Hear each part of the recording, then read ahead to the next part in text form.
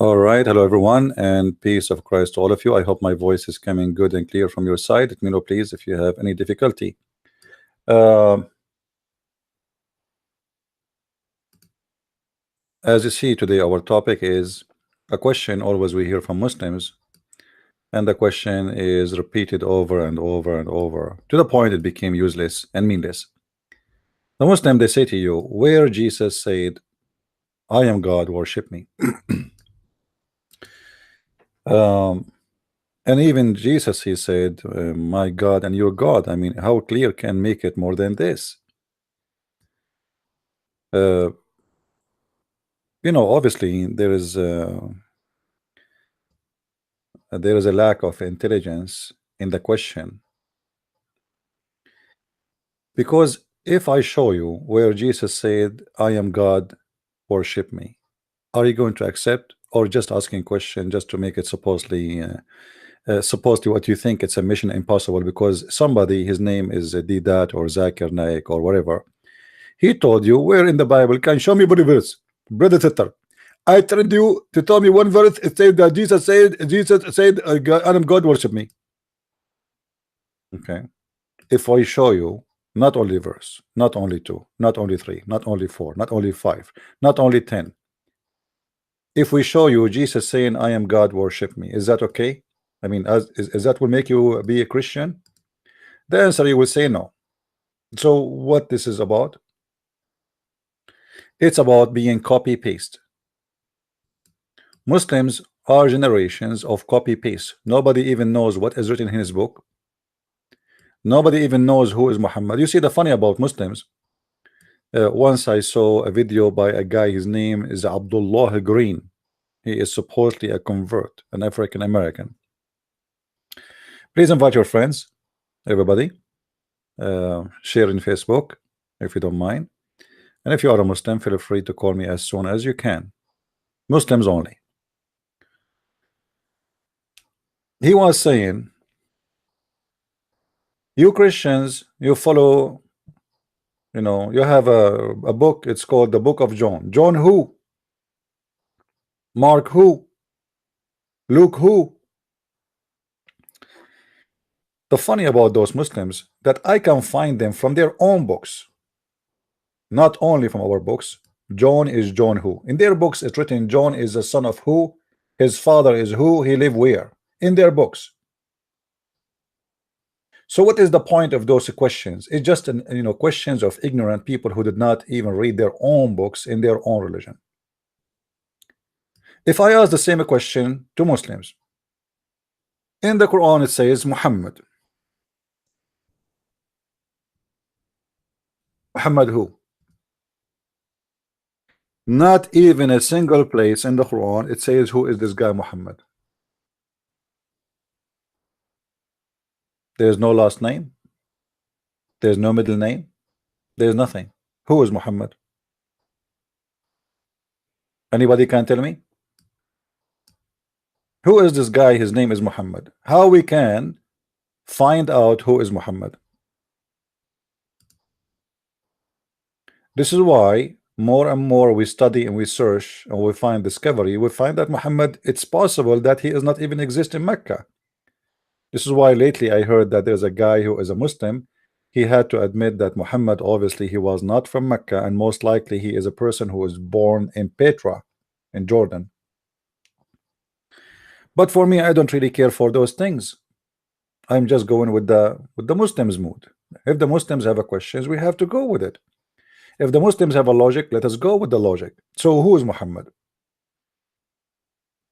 How I'm going to follow a man I don't even know who's his father? Even in the Islamic books they say that Muhammad is a son of a guy, his name is Abdullah. How his father is Abdullah, but Abdullah don't believe in Allah?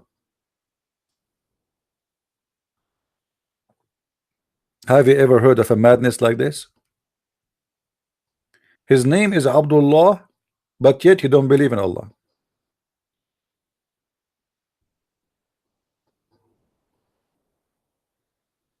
The fact, all the evidence prove to us that Muhammad is a son of unknown father. This is why they call him Muhammad ibn Abdullah, which means the son of Allah. For Allah only knows who his father. In Arabic, we say Abdullah Fulan, which means a person we do not know his name. We call him Abdullah. Go and ask anybody. If a person is unknown, we say Abdullah. Now, if you have my books, you will read from Islamic reference, not from our reference, that the father of Muhammad, when he was in his way to sleep with Amina, the sister of Waraq ibn Nawfal, she offered him 100 camel to sleep with her, not to marry her. Because obviously the father of Muhammad, which the Muslims they claim he is the real father of Muhammad, he was a gigolo. Because when a man he got paid for sex, what do you call him? Any Muslim can tell me? And the funny, the Muslims are proud about it, that the father of Muhammad, women they offer him camels and money to sleep with them. He was the gigolo of the town, the one you think he is the father of Muhammad. However, I believed that the true father of Muhammad, it was not Muhammad's father, the one they call him Abdullah, it was Waraq ibn Nawfal. And I can prove it easy. But that will not change anything. Muhammad being a prophet or not being a prophet, who care about his father? You know what I mean? You do not need to be from a big family to be a father, to be a prophet. I mean, God, he chooses whatever he wish. So even if Muhammad is son of adultery, that will not change anything, because God, he chose whatever he wish. The question is, if Jesus said, I am God, worship me, and if Allah says, I am God, worship me, which one we should worship? And how we can examine this person we will worship? If there is any Muslim would like to call us and give us the guideline, how we can, if you are as a Muslim, how you recognize Allah as God? What make you believe that Allah is God? Just because he said, I am God, worship me? Shaitan, he say, I am God, worship me. Anyone can say, I am God, worship me. So do we have any Muslim would like to call us?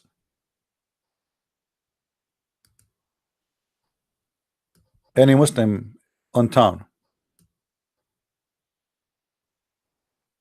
So obviously the logic of the Muslims about worshiping God and who is God is very funny. There's a guy, he used to live in Florida, he died I think 2 years ago. He claimed to be God and he claimed to be Jesus Christ. And he have a bunch of blonde girls around him like Al-Qaddafi, you know, with short skirts and their nipples coming out from their bra.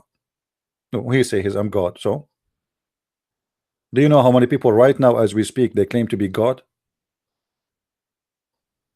There's a guy in Philippines, he claimed that he is the son of God. And he have tens of thousands of followers. So do you believe in him?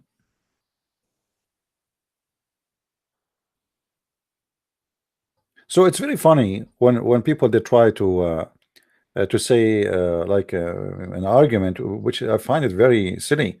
You know, for me, if I want to see if this God is God, I will look and study his words, his teaching, and I will find a logic he go by, and whatever he say, I will go with it. I mean the logic to examine him. You see, the Quran give us a logic, and I like this logic.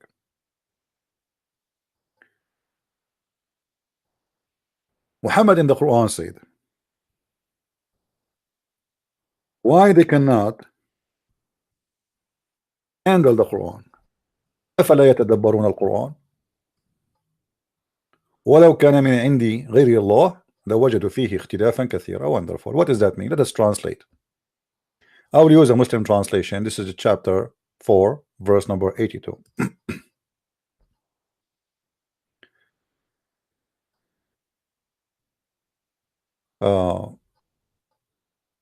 Don't they consider the Quran with care? You see, one of the funny things the Muslims they say to us that the Quran was a miracle in the time of the Arab, but as you see, they don't even consider it. You know what I mean? You see, guys, the contradiction. The Muslim they say to us that this is an amazing book and nobody can do the same, but The Arab, they are not even consider it as a book. Don't you see it? Otherwise, why he is saying to the Arab, why you cannot consider the Quran? What is the problem?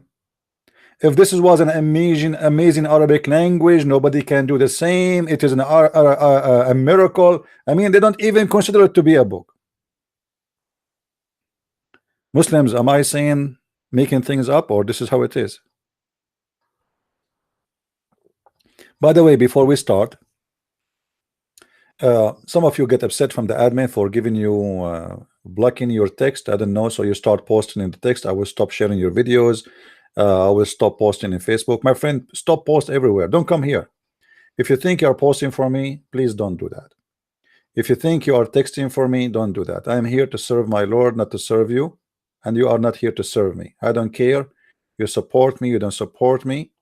This is not what I'm here for. Don't make it as if you are doing me a favor. I am doing a favor to your kids, your son, your child, when they will come from school, and he will say to you, I'm a Muslim. And then you idiot, you will say to me, oh, I'm not going to support you. Who care? Don't support me. You support yourself, not me. I am the last one need to listen to this and to watch this. Trust me, I'm sick of it. You know what sick of it mean? Seriously, I'm sick of this cult. But somebody have to clean the garbage. And obviously it's me. Some people, they are like kids. In the same time, you know, I start receiving pictures of those who they are purchasing my book. I look at this picture here. There's nothing personal, so I'm going to show it in the screen. This is my book. One of you sent me this picture. He got variant number 1 and variant number 2. I hope you start reading it and enjoying the book. The book is full of information. And I tried my best not to make it so big, because the point is not to make it concentrated with alcohol. You know, I mean, because this book is like an alcohol. It's like a crazy. The point is to make you see how stupid this cult is. You know what I mean? So the 2 volumes, they are concentrated books of, you know, reference. It's very handy, and I want everybody, those who get the books, after reading it, not before. Don't do what the Muslims do. Muslims don't even buy the book and they make a review for the book. After you read the books, please don't forget to make an honest review. If the book is garbage, say it's garbage. If the book is good, say it's good. If it's so-so, say it's so-so. Don't do what the Muslims do. We are not Muslims. We have Mr. Nabil. He says he want to debate me. Mr. Nabil, who is holding you, call me, please. Yeah, welcome. But Mr. Nabil, can I call a friend if you like? I mean, are you really so big? Like, I mean, are you a big guy? Because you are saying I will debate you, and I see some confidence there. Are you really a big guy? You want to debate me? Call me, Mr. Nabil. Call me. Feel free to call me. My ID in Skype is Debate TV. Okay.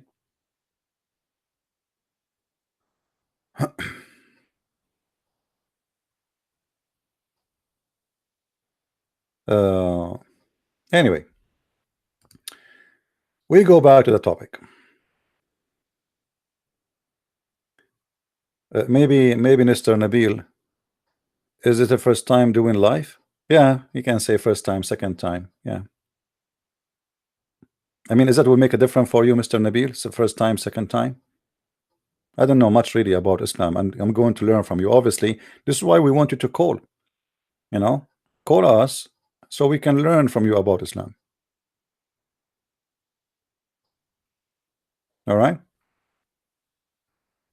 guys, stay tuned. Mr. Nabil is going to call us. So as you see here in front of us, the verse in the Quran says, don't they consider the Quran? Okay, so the question, why the Arab don't want to consider the Quran? What is the problem? Any Muslim can tell us? Why the Arab, they will not even consider the Quran? What was wrong with it in the time of Muhammad, to the point the Arab, they don't care for this book? How come the Arab today they say, oh, it's amazing miracle, the language is amazing? I mean, Quran is amazing. What's amazing about it? Find me one chapter in the Quran and it challenged me. You open the Quran. Let us make a deal. You open a page in the Quran, any page, and you challenge me to find you something funny and stupid and wrong in that page. What do you think? Is that a good deal? Any page of your choice. You see, I don't do what people do, like, you know, go and find a mistake here, mistake there. No, no, no. You choose the page, you open the Quran, tell me page, etc. Find me an error there. How about that? What do you think?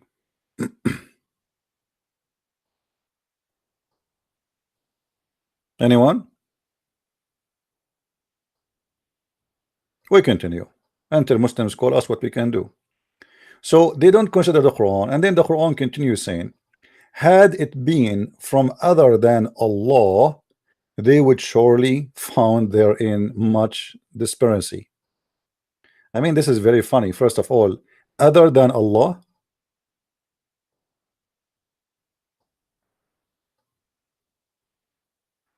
This guy is assuming that everybody believe in Allah. Do you see the logic there? Guys, do you see the logic? If Allah here is a word mean God, we can let it go. But Allah is not a word mean God. Allah is a name. So if it is the other than Allah, let us go to the Arabic and see if the Arabic fit with the translation, because Muslim translation is really horrible. It says in Arabic, ولو كان من عندي غير الله لوجدوا فيه اختلافا كثيرا. What? If it's not from Allah, they will find differences. But this is mean. Muhammad, he think that everybody believe in Allah, and this verse is very funny. There's people who never heard of Allah. What does it mean? Is that a verse for those who they are in Mecca, or this is a verse for everybody in the world? Is that a verse for people who believe already in Allah, or for those who don't believe in Allah? Because what the verse mean, that he is assuming that everybody believe in Allah already. But what they are saying, maybe this book is not from Allah. That's funny. So the logic here is obviously broken. The verse does not make sense. However, we continue. The Quran says, and you can change the translation, by the way. If you don't like this translation, we can whatever you want. I mean, Shakir, I like Shakir because I like. Sometimes I watch Shakira, you know. Let us see Shakira.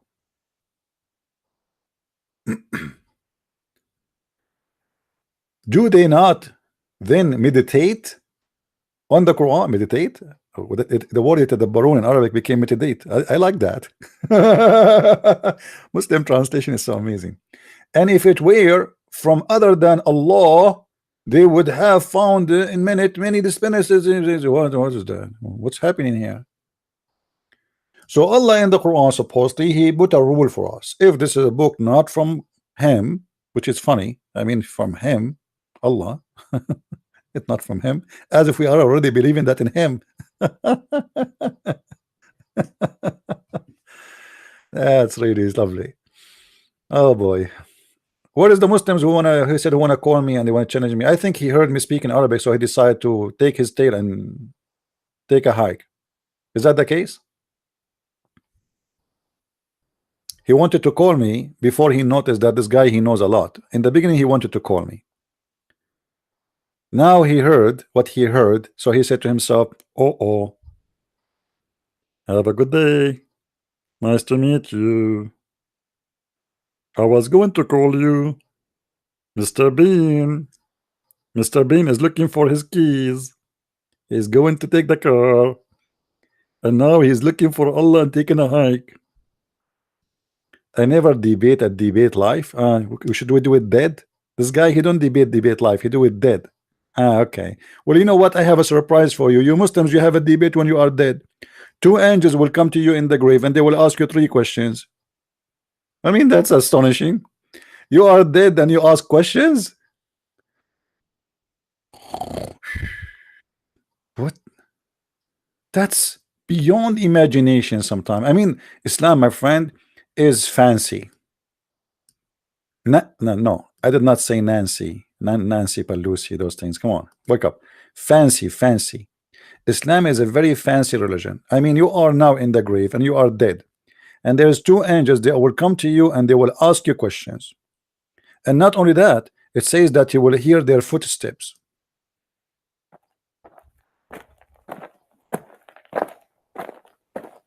Mm-hmm. And then when the funeral is happening, the angels will be watching you by their own drone, like they are all over your you know, coffin.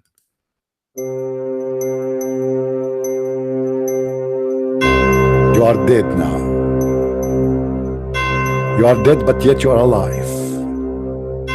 Please give me 5. 2 angels will come to you, and you should be really afraid. What a horrible day. And they will ask you 3 questions. It's called the quiz of death. First, who's your God? And if you don't answer the correct answer, they will hit you with the hammer in your face. Stop. If you like to buy hammer and you are looking for a good quality hammer, please go to Home Depot. We have the best steel ever. Even angels of Allah are using those hammers in their process of torturing. Our hammer is the best, and you can get it, buy one, get one for free. End of commercial.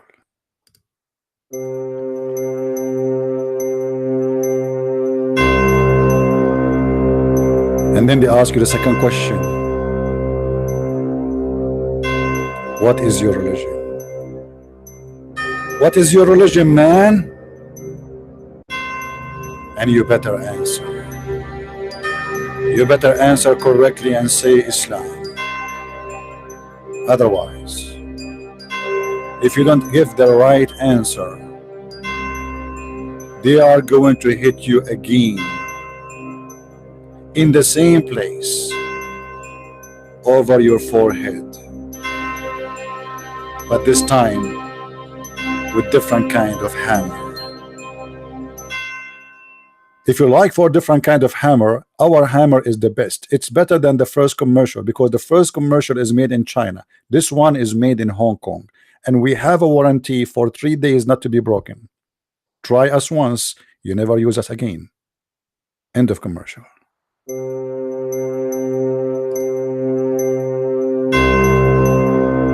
And then the 2 angels will come to you again and again, and they will ask you for the 3rd time the question. Who is this man? Who is this man? I will show you a picture of the prophet. Hold on. A picture of the prophet? What? I thought pictures are haram. Muslims, what's going on? The angels of Allah, they are going to show a picture of the prophet. I thought the angels of Allah will not enter even a house have a picture, and now they are carrying picture. I mean, what happened here?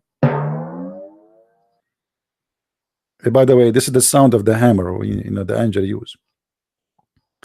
Now, if there is any Muslim here want to say to me what the story I just said is a lie? If there is any Muslim here, he would like, who dare to say the story I mentioned about the punishment of the grave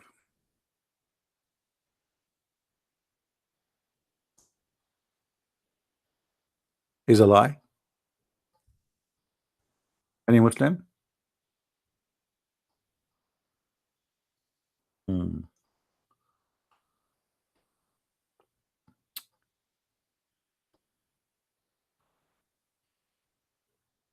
Any Abdul?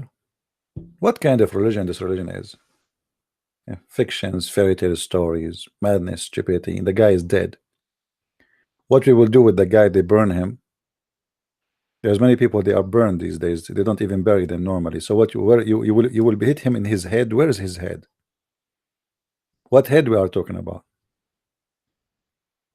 By the way, guys, I have like a big pimple in my forehead because always the angels of Allah, they come to me, and like when I am in certain thinking, and they like hit me. Yeah. This is why I always wear a hat. We go back to the topic. The Quran says if this is a book is not from Allah, you will find in it a lot of contradiction. Who is the Muslim want to take the challenge which Allah provide? Anyone? The Muslims who are in power are not original Arabs, but are Indo-European who are converted political reason. But this guy is talking about, guys, what Urdu, what Hindu, what Budu? My friend, who care where they are coming from? Can you show me Islam? I'm not going to ask who are the people. People are people. They are human. Are you saying they are monkeys that became ape? What does that mean? What is the answer for this? It is not that I am racist. It is a fact, period. So who care? I mean, okay, listen, all of Abdul, listen. Let me introduce myself to you. I'm black, blonde, African American from Japan, looking for a brand new wife between the age of 6 to 9. So what does that mean? What does have to do with this? I'm asking you about your religion. You are telling me about the Indo-European, blah blah. I mean, who care? Let us say Muhammad was a redhead. That will not change anything. Is Islam a religion from God or not? What do you know about Gentiles? Well, the Quran call you Muslims are Gentile. The Quran says that. You want to show you the proof? Isn't it the Quran who called the Muslims Gentile and call us the people of the book? Let us see. The Quran say that the Christians and the Jews are the people of the book, and you Muslims are Ummiyin. This is what Ummiyin mean, Gentile. So you are talking about Gentile when you are the Gentile, according to the Quran. Huh? Any Abdul? Well, what's wrong with it? Don't give me a question mark. I go crazy with those Quran. ومنهم أميون لا يعلمون الكتاب إلا أماني. Let us see what the Quran says about the Gentile, chapter 2, verse number 78. Do you see it? And there are among them Ummiyun. They translate here illiterate. The fact it's not illiterate. It's about being Gentile. And from them they are the Gentile who knows not from the book anything. This is what the Quran is saying.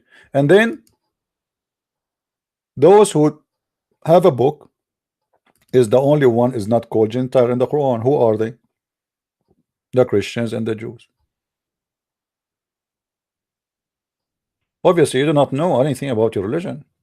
You see, Muslims is the same as a camel. He think his back is straight. He cannot see what he have in his back.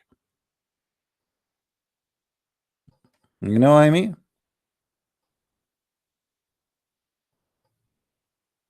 Who is the Muslim wanna call me?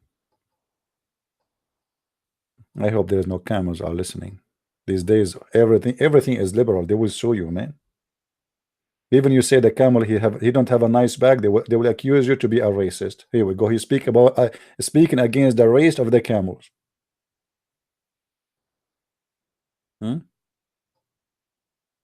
Any Abdul?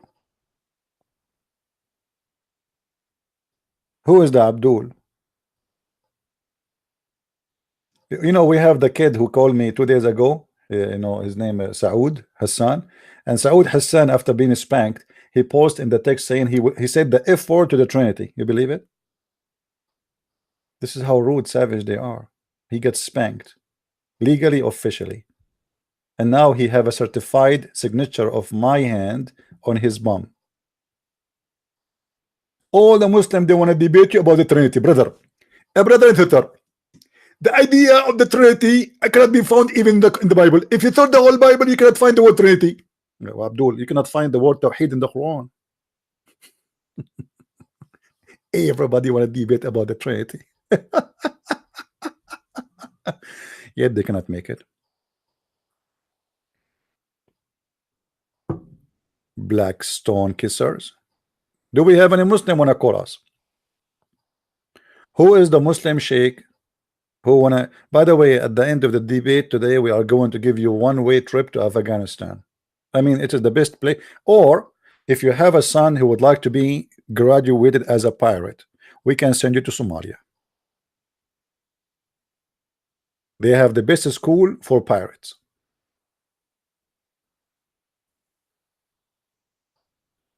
Porn in the Bible? Okay, where we can find the porn in the Bible? In the book of Song of Songs, where did that he found the name of Muhammad? brother, the name of Muhammad, Muhammadim in the Song of Songs, chapter number 5. The stupid did that. He is the same guy who was saying that the Song of Songs is the porn song. Suddenly he found the name of Muhammad, Muhammadim in the Song of Songs.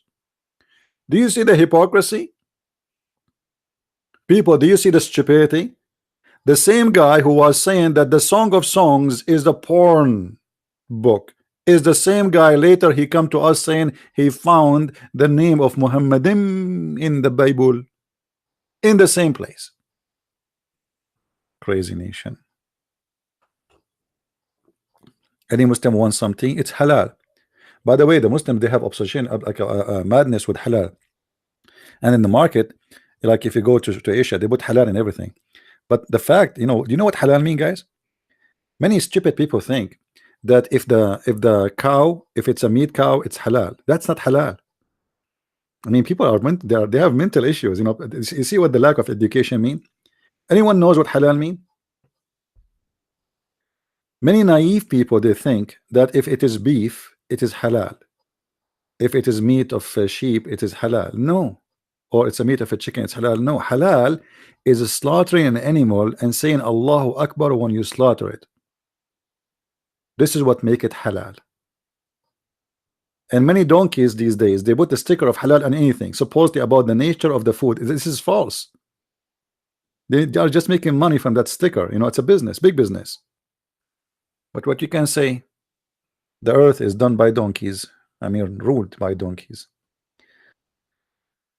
What is my Skype? Debate TV. But please, before you call me, consult with your parents. I don't want your parents to be upset for you call. How old are you? Mr. Nabil, how old are you? You have to be over the age of 6 and above. Because the Muslim, they say Aisha, she was mature at the age of 6. And not only that, they call her the mother of the believers. You believe it? The mother of the believer, she was 6 years old. I don't want to forget. There's a guy, he posted in YouTube text. He's saying Isaac, he married Rebecca at the age of 3.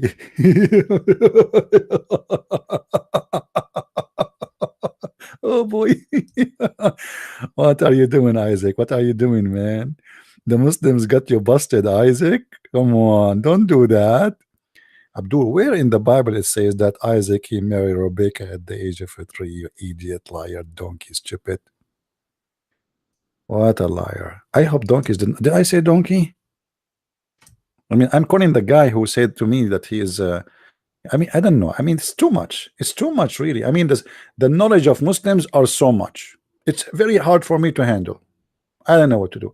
And the other day I was thinking to commit suicide, but guess what?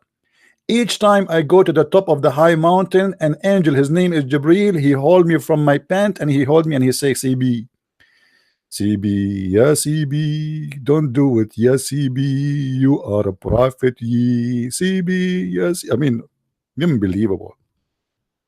Have you ever heard of a prophet? He tried to commit suicide many times. And the Muslim, they say to you, do you know that Jesus, he killed himself? Jesus killed himself, commit suicide. Where it says that in the Bible, you idiot liar? Where? Why you lie? It's your prophet who tried to commit suicide many times, and I can prove it right now, right here. Jesus was killed, not killed himself.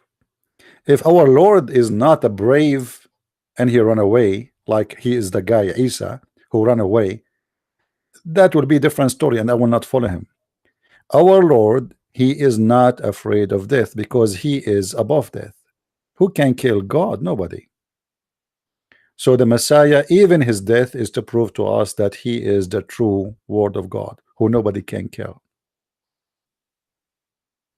What is the point of killing me if I will not be dead anyway?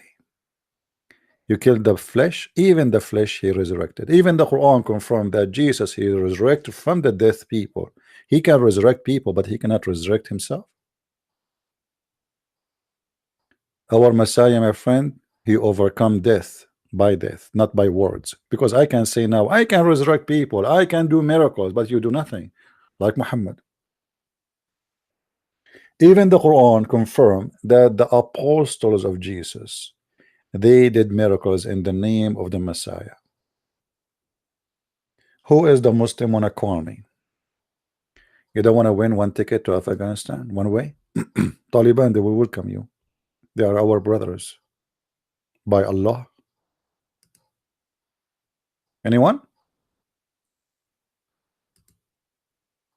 Again, if any Muslim he did not hear about my new book, it's on Amazon already, my friend. Go and get your copy. It's called Sex and Allah. Very beautiful book. But please, Muslim, don't do anything bad when you read it. I know you. I mean, this is a book about sex, yes, but it's not to make you do it. Just read it. And I challenge any Muslim to find me one thing there I said in that book is not proven by reference. How many of you get your copy yet? If you don't get your copy, you better not to get your copy. It's not good for people in your age. All of you are so young for this book, very young. I'm the only one who's qualified to read it. I have to read it because I'm the one who wrote it. I mean, what I can do. But if I have a choice, I will not read it, because if I read it, I'm going to leave Islam. Oh, Mr. Nabil is texting me. That's good. All right, Mr. Nabil. Let me call you, Mr. Nabil.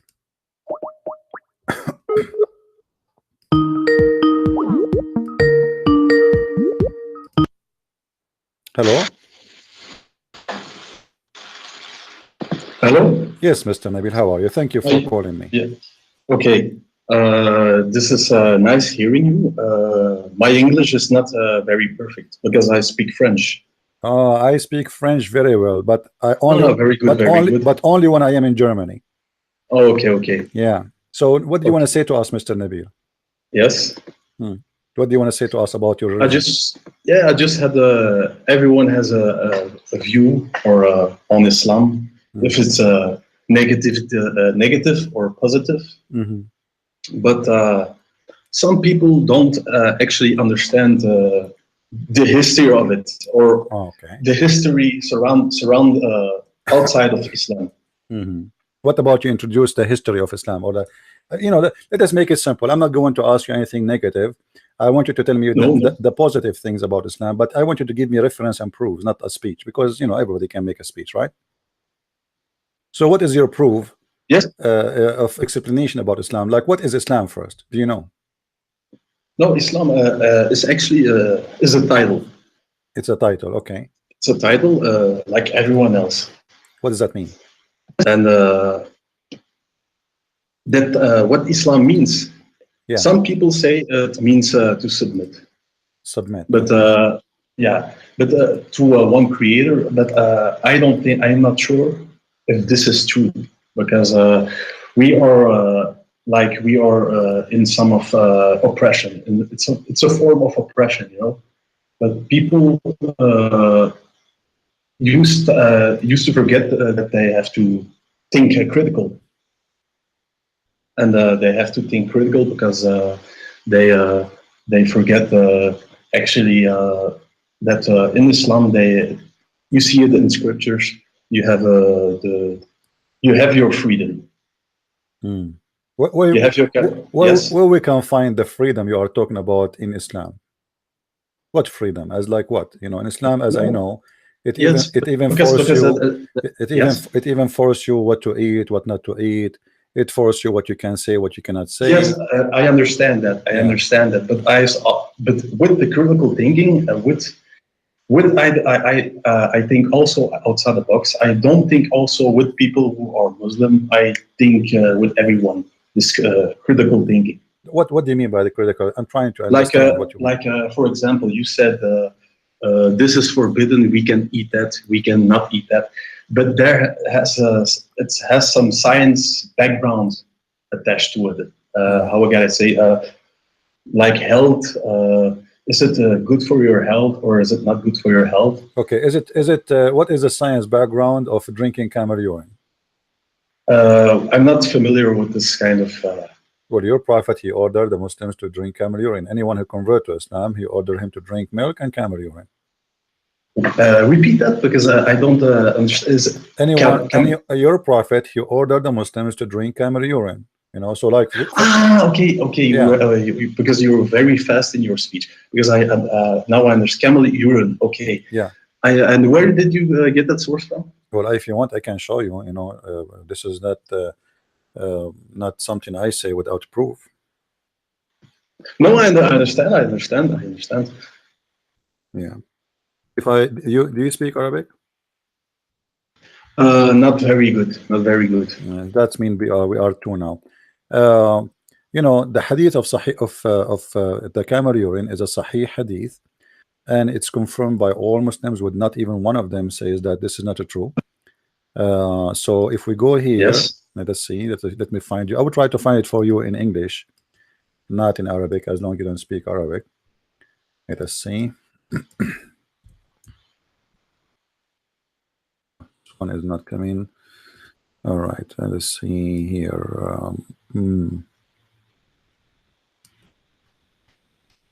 Let's try a different hadith. Anyway, I will show you the reference. But what do you say about that? You know, about the drinking. Here we go. You see, Sahih al-Bukhari. The name of Medina did not sweet the people, etc. To the Prophet ordered them to follow his shepherd, i.e., his camels, and drink their milk and urine.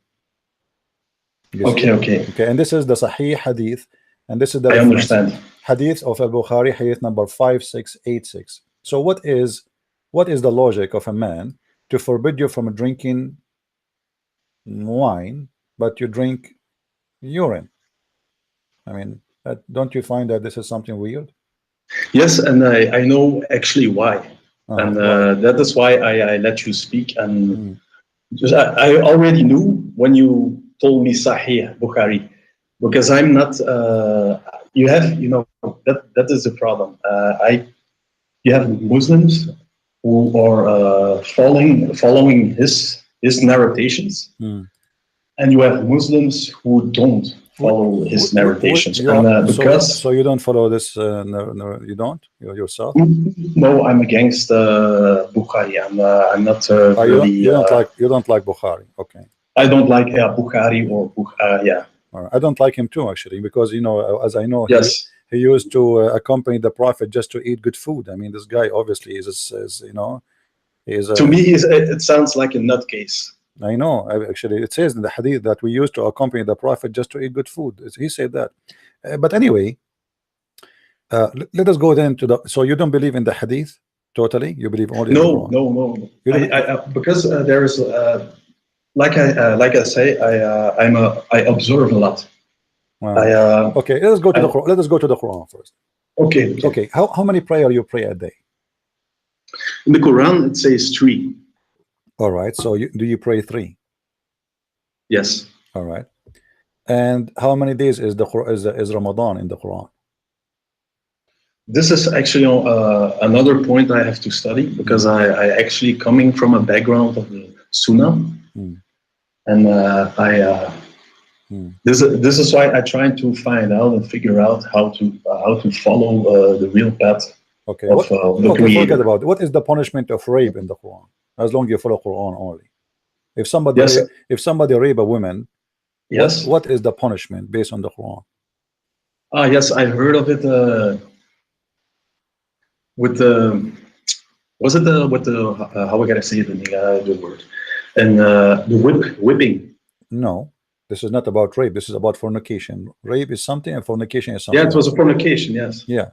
So what is the punishment of rape in the Quran? You said, remember, you said you follow the Quran. Because I'm not pretty sure, but I forgot. But it was a long time that people, Okay, imams I will give you, my friend. others I will give you yes? 10, I will give you 10 years. Okay. I will give you 10 Okay. years from now to find the punishment of rape in the Quran, because it's not there. There's no punishment for rape.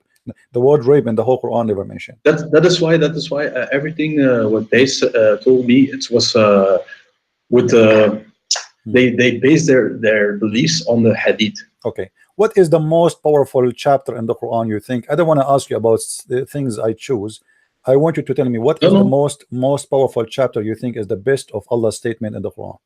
Oh, many have their own opinion on that. No, I mean your opinion. You. I'm talking to you, right? I'm not talking about the many. You as a person, if you want to convert me to Islam, what chapter in the Quran? No, I'm not here. I'm not here. My friend, I'm not saying you are trying to convert me. That is the funny part. I'm trying to protect my friend, Islam. My friend. No, really. Excuse me. No problem. I'm trying to just take it as it is. Let us say, let us play good cop and bad cop. I am the bad cop. You are the good cop. All right. Now, if you are going to tell me something good about Islam, what is the best of the Quran you like to provide me? I'm not going to pick up a page and say, look how stupid it is. And by the way, this is how I talk. I'm not insulting. So I am asking you to show me the best of your Quran, and we will take a look and see if it is really the best or the worst. What do you think? This is my promise to you. Anything you provide me from the Quran, I will prove to you that this is very bad and very ugly. Anything. But, yeah. Can I speak now? Sure. Okay, I'm not really, because this book, people are too attached to it, because like I said earlier, people don't know their history, because this book was not for everyone. And this sort of history timeline is not suitable for now. My friend, are we going to study history right now? We are just talking about the book of Allah. And Allah, yes, I know. And Allah supposedly, yes. supposedly spoke to mankind, not to historian, right? So you are one of the mankind, and you are a simple person in the street. His name is Muhammad, and Yes. somebody told you Islam is the best religion. What do you want to tell Muhammad? Why Islam is the best religion? Do I need to be a historian to know who is Allah? I mean, no, because you need to know to be a historian to specifically to know what's happening when you're reading this verse. Friend, you Muslims have no history of anything. Anything is written about Muhammad written more than 300 years after Muhammad. But well, which Muslim? Which? Because you have many Muslims, all of you, different backgrounds. It doesn't matter. My friend, all of you with no exception, you have no history. You don't even have a manuscript of the Quran. You have nothing. No, it's not. Yeah. So so how you are telling me about we need to know history? It's not. No. It's but you go to always by the Quran. You have to go by science. You have to go by, like I said earlier, you have to go by other people's go by science. Okay. To understand everything. Nabil, yes, my friend. You tell me whatever you wish. You go by science, by the Quran with the science. Use chemical weapon. I don't care. Provide me something solid about the Quran to prove to me that this is a book of God. Like I said, history, tribes, nations. If you don't understand this, if you don't go by this, you stay lost. My friend, why my question is so hard? I see. I'm not even asking a question. I'm saying no. It's not. You can't give me this sort of question because you can't. Why you cannot give me? Why you cannot give me anything about? So like, what the point of being a Muslim? You know nothing. This is my opinion. You can't continue. Make critics about something that you don't even understand where you're coming from. So are you because saying you have to know where you're coming from, where those Muslims coming from, because it's the most. Yeah. Are you saying to me that you do not know where those people are coming from, and you yourself, you are just Muslim, but you do not know why you are Muslim? No, it's not about that's a strange. Let me rephrase the question: why you are a Muslim? As long as you just said to me, if you do not know the history, you do not know, etc., you do not know the science, you do not know what Islam. So why you are a Muslim? Because you are basing your beliefs too much on Arabs who are not even Arabs. My friend, I'm not asking you're about thinking me. that I'm gonna. I am not the Muslim. I'm saying to you, why you are a Muslim? You, not me. I'm not a Muslim. You know, most of the time I'm Hindu. I No, like no, I know I you're like a beef. Muslim, So but I know. I like But why? And actually, why are you calling yourself an Arabian prophet? Is it what is your background? well, you know what happened. Like, you know, just this is a just long story. If you have time, my parents, they were Yes. hijacking an airplane. My mom and my dad. This is what they used to do for a living. Originally, they are from Somalia, but in their way, nobody allowed them to land. And my mom, she was a Britnett, so she delivered Okay. me in multi-country. So I was an Arab, I was Somalian, I was. At the end, they land in Sweden, but they kick them out again, and they fly. And then we went to Brazil. So this is why I look differently from everybody. But it's not the Okay. topic. The topic is why you are a Muslim.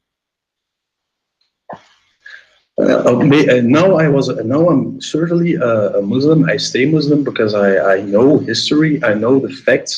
I know the people groups. I know everything now. So Thanks, okay, I'm thanks asking to you, my this, friend. I'm happy to stay You Muslim. know history. You know, That's my. as long you know history and you know everything. So why you don't tell me why you are a Muslim? You are not giving me an answer. I'm asking you why you are a Muslim. Is that because the Quran is an amazing book?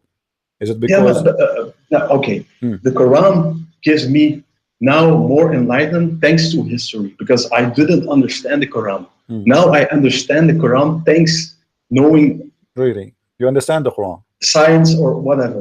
You understand the Quran? I'm not. I'm still on my way. Nobody can understand Okay. everything I want to because ask you. You see, everybody I'm is trying to go still with learning you. day by day. I'm just trying to go with you easy, but you are not letting me even give you a chance to go easy. No, no. So let us go. Let us go for something very easy. You know.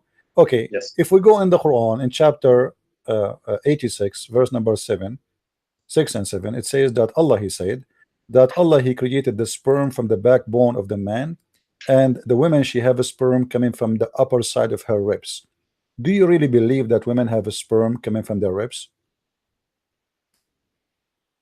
From what? From the ribs? From the ribs. Yeah, women, according to Islam, Women. according to the Quran. Yes, women. This one I'm not sure. I'm not sure. Pretty sure. But, I'm only sure according to you, with the men. As I remember, you are the one who mentioned to me science, as I remember. So Yes, yes. what do you mean now you are not sure? You know, you can go and search right now and see if women have a sperm or not. I never heard of women have a sperm. Since when women have a sperm? Do your wife have a sperm? With my respect to your wife, I'm not insulting. I'm just speaking about science. No, no, I know.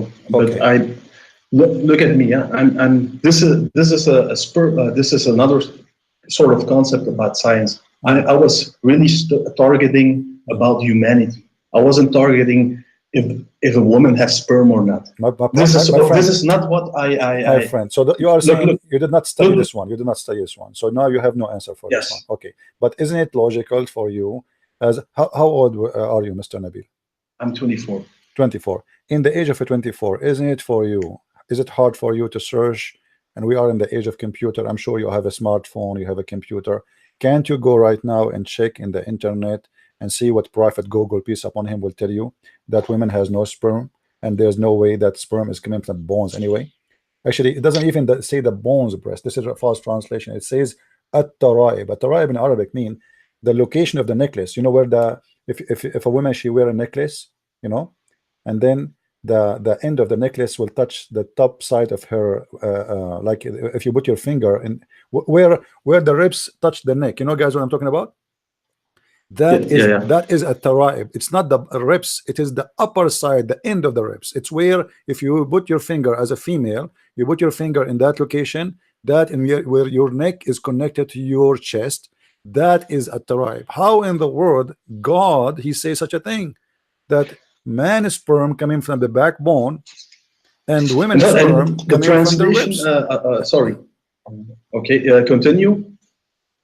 How the God of Islam says that? Because this is not about translation. This is Arabic. You see, Arabic is my first language. Yes. It says يخرج من بين الصلب والترائب. And if you go and check the translation, my friend, okay, all Islamic scholars agree that the taraib is specifically the ribs of the women, specifically, and the location of the necklace. And a sulb is the backbone, which is hard of the man, the hardest bones in the man. The Arab, they learn that when a person he die, you know, there is a bone you cannot break. It's the backbone. That, you know, this is what they call it, the backbone. Like the one is carrying everything. So this is a very hard bone. And Muhammad, God claim, if he is the one who's talking, that men have a sperm coming from the backbone and women have a sperm from the location of the ribs, the upper side of the ribs. By the way, I noticed, like, once, to be honest with you, once I was in California in a city, it's called Santa Cruz. I don't know if you've been there before.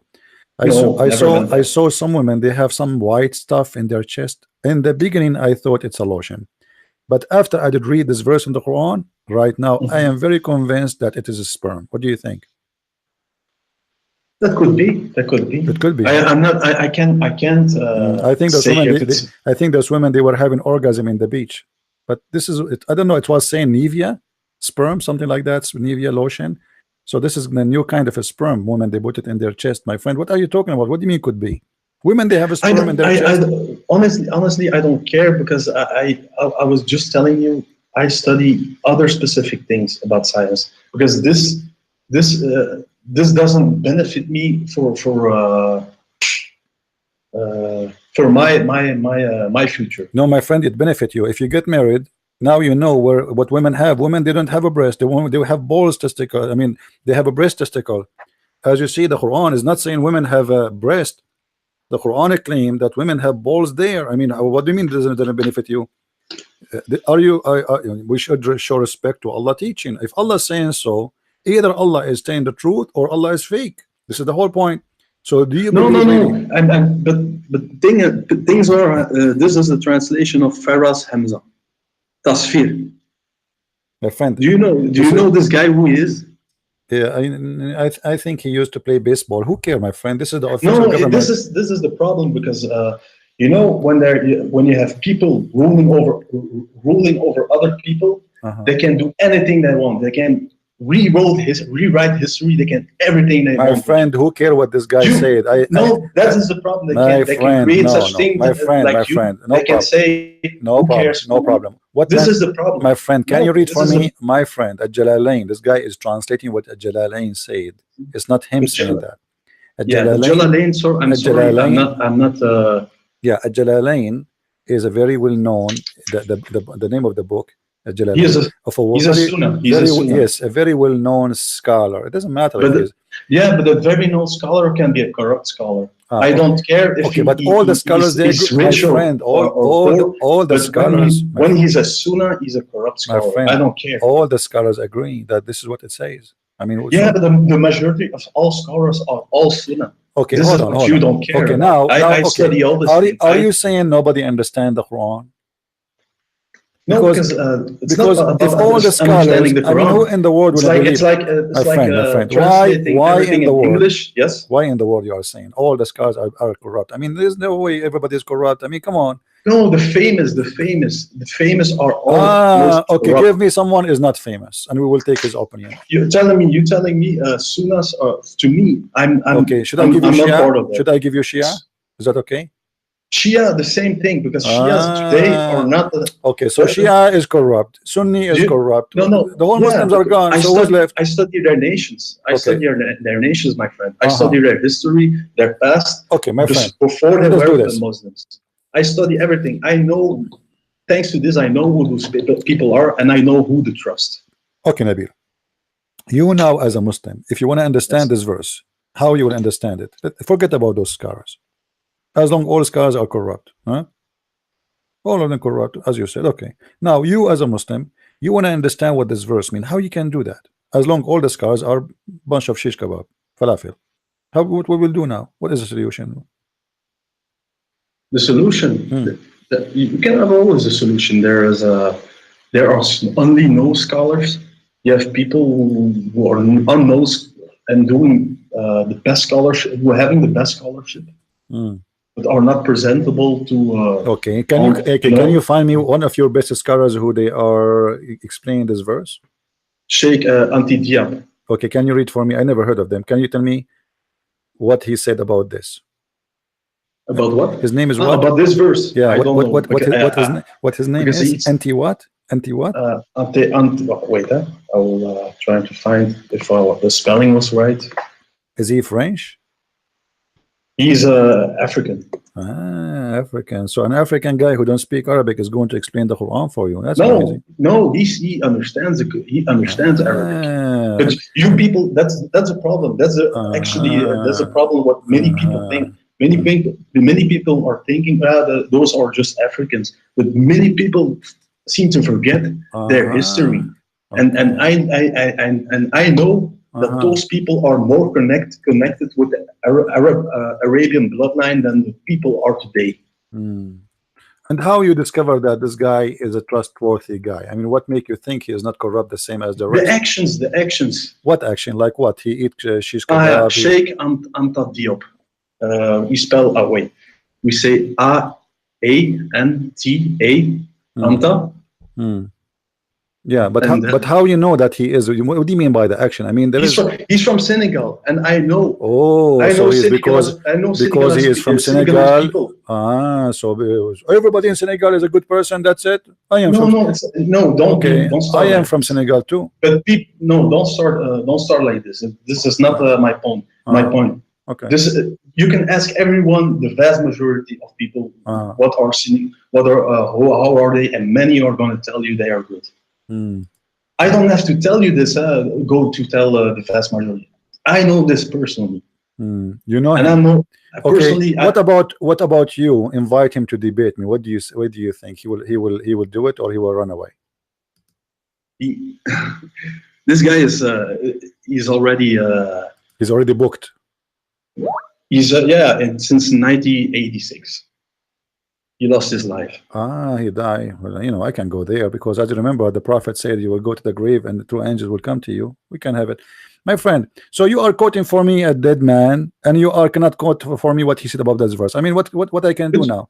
But everyone is quoting from let me tell you what you are trying to do. You are trying to escape. You are trying to escape the reality that is. No, I'm not trying to escape. Then give me a scholar. Just give me one.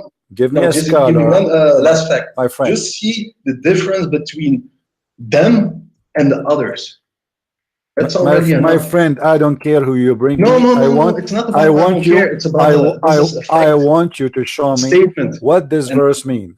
As simple as that. Who you choose, I don't care. Yes. Who you choose, I don't really care. Can you find me? No, look, I don't say things like this about I don't care, I don't care, because this is already a proof of you don't respect history. So what we will do now? How I can get the answer for this? Are you in vain or something? Because this is not because you say how much you say you don't care, because this is not a way to act. No, my friend, this is I don't care. It's my name. When my mom she gave birth to me, she called me. No. I don't call about your. I'm saying to you. No, I'm saying this is my real name. When my mom she gave birth to me, she called me. I don't care. No, I'm not saying about your name. I'm saying about why you act this way about. You say you don't care. You don't care. Because I want the answer. How I can get the answer? Because You can get the answer from the past. From where? It's like show me. Okay, you are my friend. It's like a policeman. You are the Muslim. Who has to know information. You are the Muslim, not me. Can you give me the answer, please? This is the whole question. Can you give me the answer? This was my answer. I just gave you my answer. What is your answer? I want the answer. Give me the answer. What does this verse mean? You choose any, because when I show you. No. I already told you. I already told you this verse. We talked about Faraz Hamza, and then we talked about something else. But I was telling you, Faraz Hamza, I'm not down with him. I'm not. Because he's a Sunni scholar, I'm not down with Sunni scholars. My friend, Faraz Hamza is not even a scholar. He is just a translator. What are you talking about? A translator or whatever he is. Yeah. So what does have to do with my topic? My topic, my friend. I don't care. He's a Hindu. He's a Buddha. Give me. Buddha. Can you give me the answer for this verse? What does verse mean? Because obviously you will not give me the answer for simply you are trying to escape that this Islam is not valid. No. I was already telling you that this. I me myself have to study this verse because I can trust this guy. Can you give me a verse? Okay, I cannot, my friend. Because he's a Sunni. Then forget about this verse. Can you give me a verse you understand? Which verse you want to give? No, want to give? you choose for me a verse you think it's very like the, you know. Have you ever heard that Muslim they say there is science in the Quran? Did you study any of those things, like as an example? Look. I don't follow your Muslims that you are thinking critically about or negatively. I don't follow them. So I'm not here to give you quotes or scriptures about the Quran. I'm just telling you how to use the book. How you can use the book if you do not know the meaning of the book? What are you talking about? Each time I give you a verse, you don't know how to use it. You just reading. You just trying to get better. Okay, I want to ask you. I want to ask you. Doesn't mean that the Quran, you understand the Quran where says, it's going to. My friend, the Quran says, cut the hands of the one who steals. How we can cut the hand? Teach me. You are saying to me you do not know how to use the book, right? Okay. The Quran says if somebody steal, cut his hand. Steal what? And what we will use this cutting hand for? Steal for anything? The problem is that you think too literally about a thing that is written down. You think it's literally cutting someone's hand. It is not literally. Who thinks it's something? It means something else. It's like Eve was talking to a snake in the garden. All dumb people here, and even in the chat, are all stupid and dumb. They are all thinking that it was literally a snake. Okay. So when the Quran says beat your wife, is that literally or like no? In chapter, beat, in chapter the 4, the word beat. The word beat in Arabic is udrubuhunna, beat them. Yeah, but how do you translate it? Do you translate it in English and Arabic? Because this is the big mistake. I do not need translation. It's my yes, you need, because no, I do not need. Already before English. I am an Arab, my friend. I do not need. Yeah. You need you are the one who need translation, not me. No, so I'm asking you. You also need to translate, because you're connecting with me to this language. If I was talking to you in English and Arabic, this is a problem. Why you don't want to give me an answer? If I'm talking to you English, you are the problem. You having a problem right now because you are not using the right translation. Okay, give me the right translation. Go ahead. Go to Indo-European. European are the oldest translations. The Old Norse are the oldest translations already done. What translation for what? Urdu? From listen. Sunnah. What does Sunnah mean to the most of Muslims? What Sunnah mean? Tell me. I'm learning. Many say what's false is they say that it's a tradition or the way of life, which is false to me. I know what it is, but I know that's why I correct myself. I'm trying to go more specifically because people are thinking that it's easy. So let us see what happened, Nabil. After speaking to me for more than half hour, you gave me no answer about anything. You did not tell me why, Muhammad. No, okay, can you tell me why you think? Not one word. I just said one thing. My friend, I said if you don't understand the tribes, let us make it simple. You cannot do anything. You can't. No problem. You can't just simply do things. No problem. Because listen, my friend. My friend. No, you can't. Muhammad is a prophet, yes or no? Just listen. Muhammad is a prophet, yes or no? Muhammad is a prophet, yes or no? Muhammad is a prophet according to Muslims, yes or no? Do you believe he's a prophet, yes or no? A prophet or a messenger? I don't know. I'm asking you. No, I'm talking. Can you be a prophet without being a messenger? No, sometimes they are only prophets and they don't deliver. What does that mean? A messenger who is giving you a message from God. Does anyone else know it except him? No, because it's in the family. No. Listen, what family? Their family, in their tribes. My friend. If God sent a messenger, hold on. No, if a messenger sent from God, is he a prophet in the same time, or only he is a messenger? He's a messenger. So he's not a prophet. Well, that depends on what the Quran says. Do you know what prophet mean? What prophet mean? Prophet. Yeah, what prophet mean? Someone who is prophesying. This is simple. Prophesying a prophet. You know that's why I'm telling you. I know what's happening. I know titles. I know everything. My History, friend, when a tribes, messenger, nations. when a messenger, he come to you from What is God. Christ? What is Christ? Listen, listen. Don't change. Don't say you're change. Don't Christian, change the but topic. Don't change the topic. When No, a no, it's messenger, not when a about that. messenger come to you with message from God, if there is anyone else between mankind, they knew the message already, only the messenger. When a messenger, listen carefully. When a messenger come from God, he sent a messenger. Huh? As an example, Allah, he sent the angels to Mary. The angels, they told Mary that you will have a son, his name is the Messiah, and he will be holy, and he will be from the close ones to Allah. Are they telling prophecy or not? Is that something everybody knows, or only the angel who told this woman, her name is Mary, that news?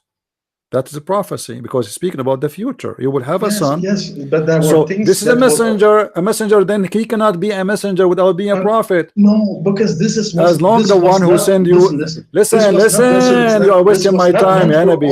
You are wasting my time. You are very confused. So a messenger. Muslims are very confused people. They mix between things. They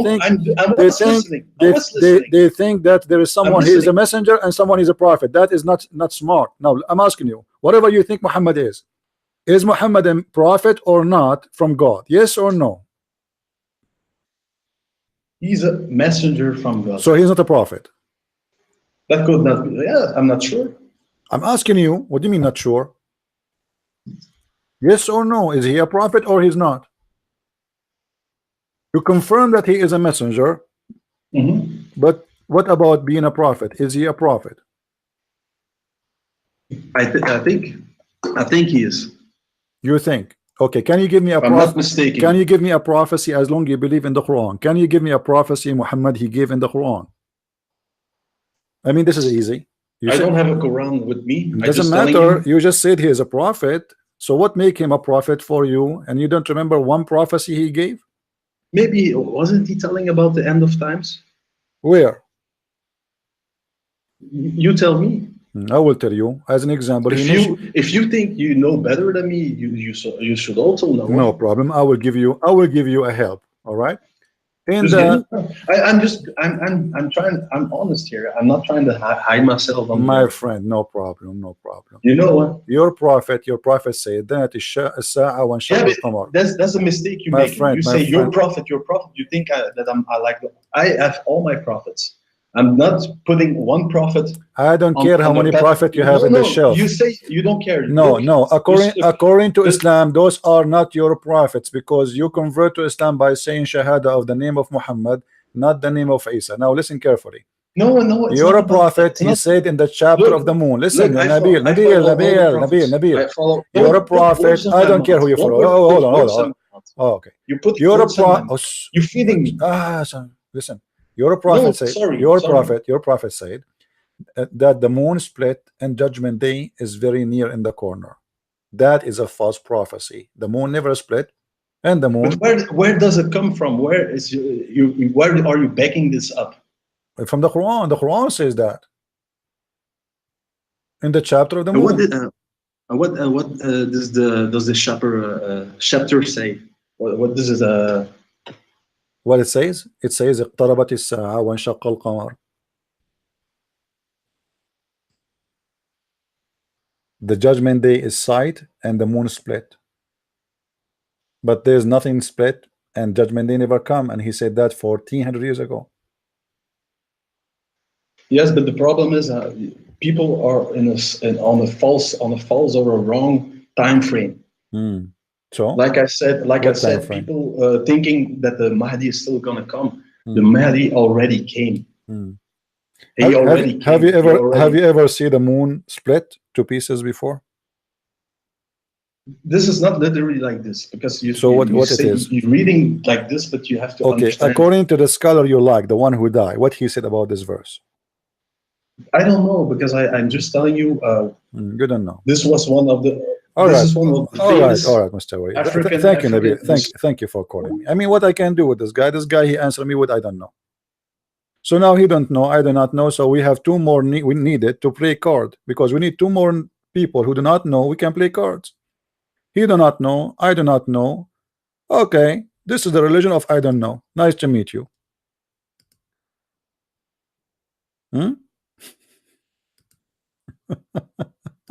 I don't know. I mean, so good.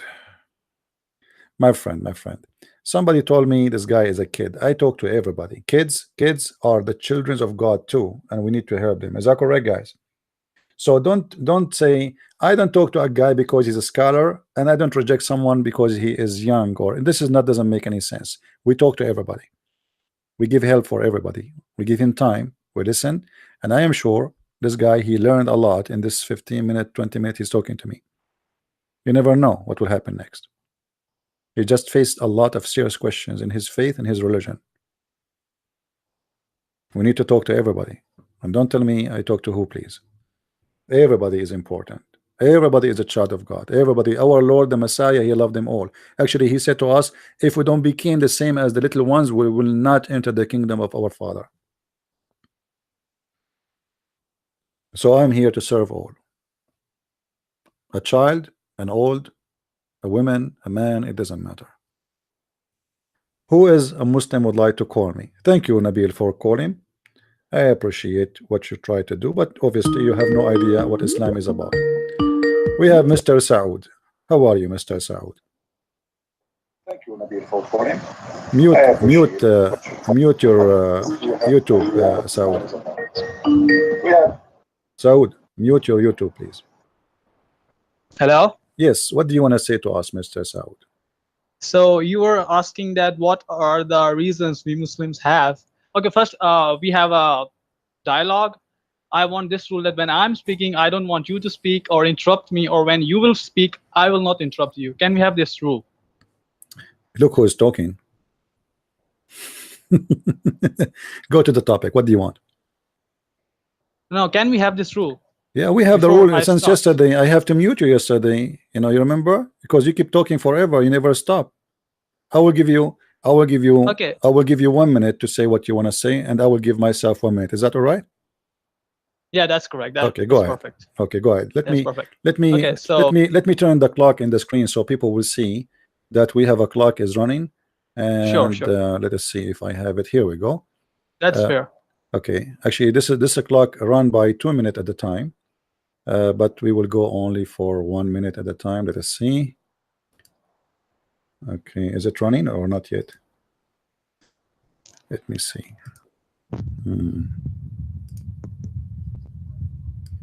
Do you have a fan there, Mr. Okay, I don't know why it's not running. Let us see. Generator running right now. Look like I have to make it run. Hold on.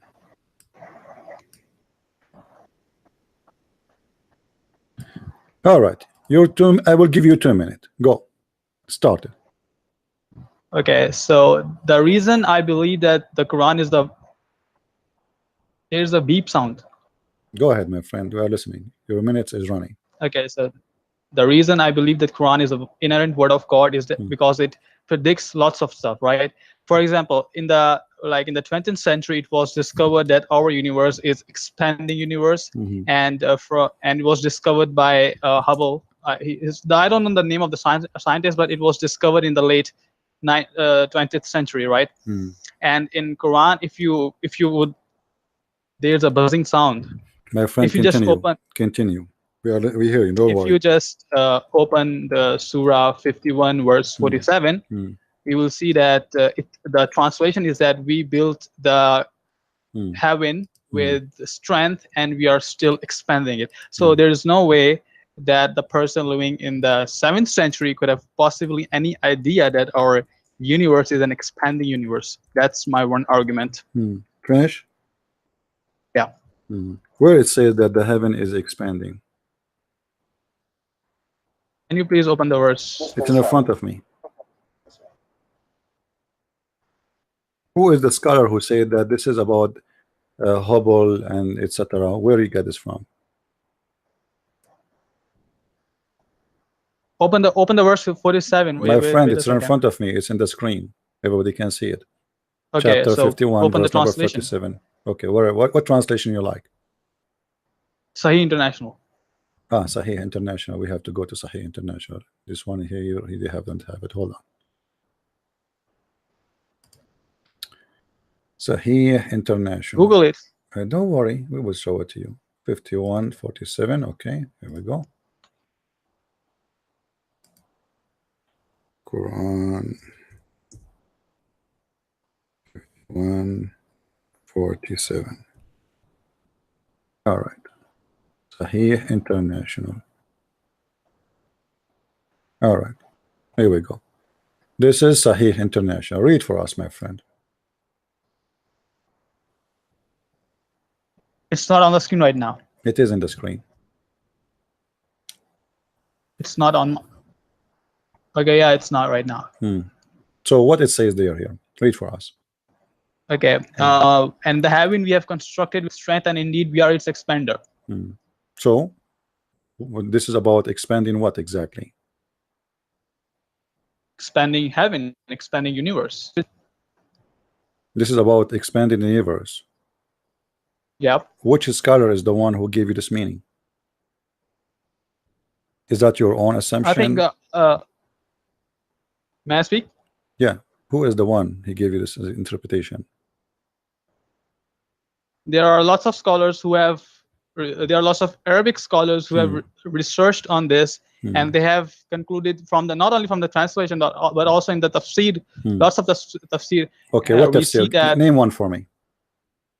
Well, I don't have knowledge about tafsir because I haven't gone into the tafsir. So who is the scholar? And- Is a scholar we can find him? We cannot find in the tafsir anyone saying what you said to us. Is that what you are saying? Now, my point is that if you just read the translation, My you can friend, get no, the my concept. friend. First of all, the expansion of the universe exists in the Old Testament thousands of years before your prophet is even born. If you go to the book of Psalm 104, you will see how the Bible says that God, He extended the universe as a curtain, which covered Okay, Himself show with me in your light. Bible. No problem. Here we go.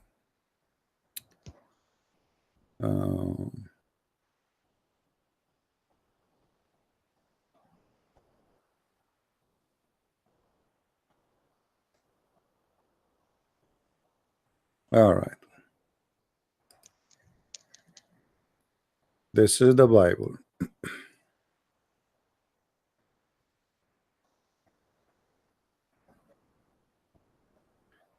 Do you see it?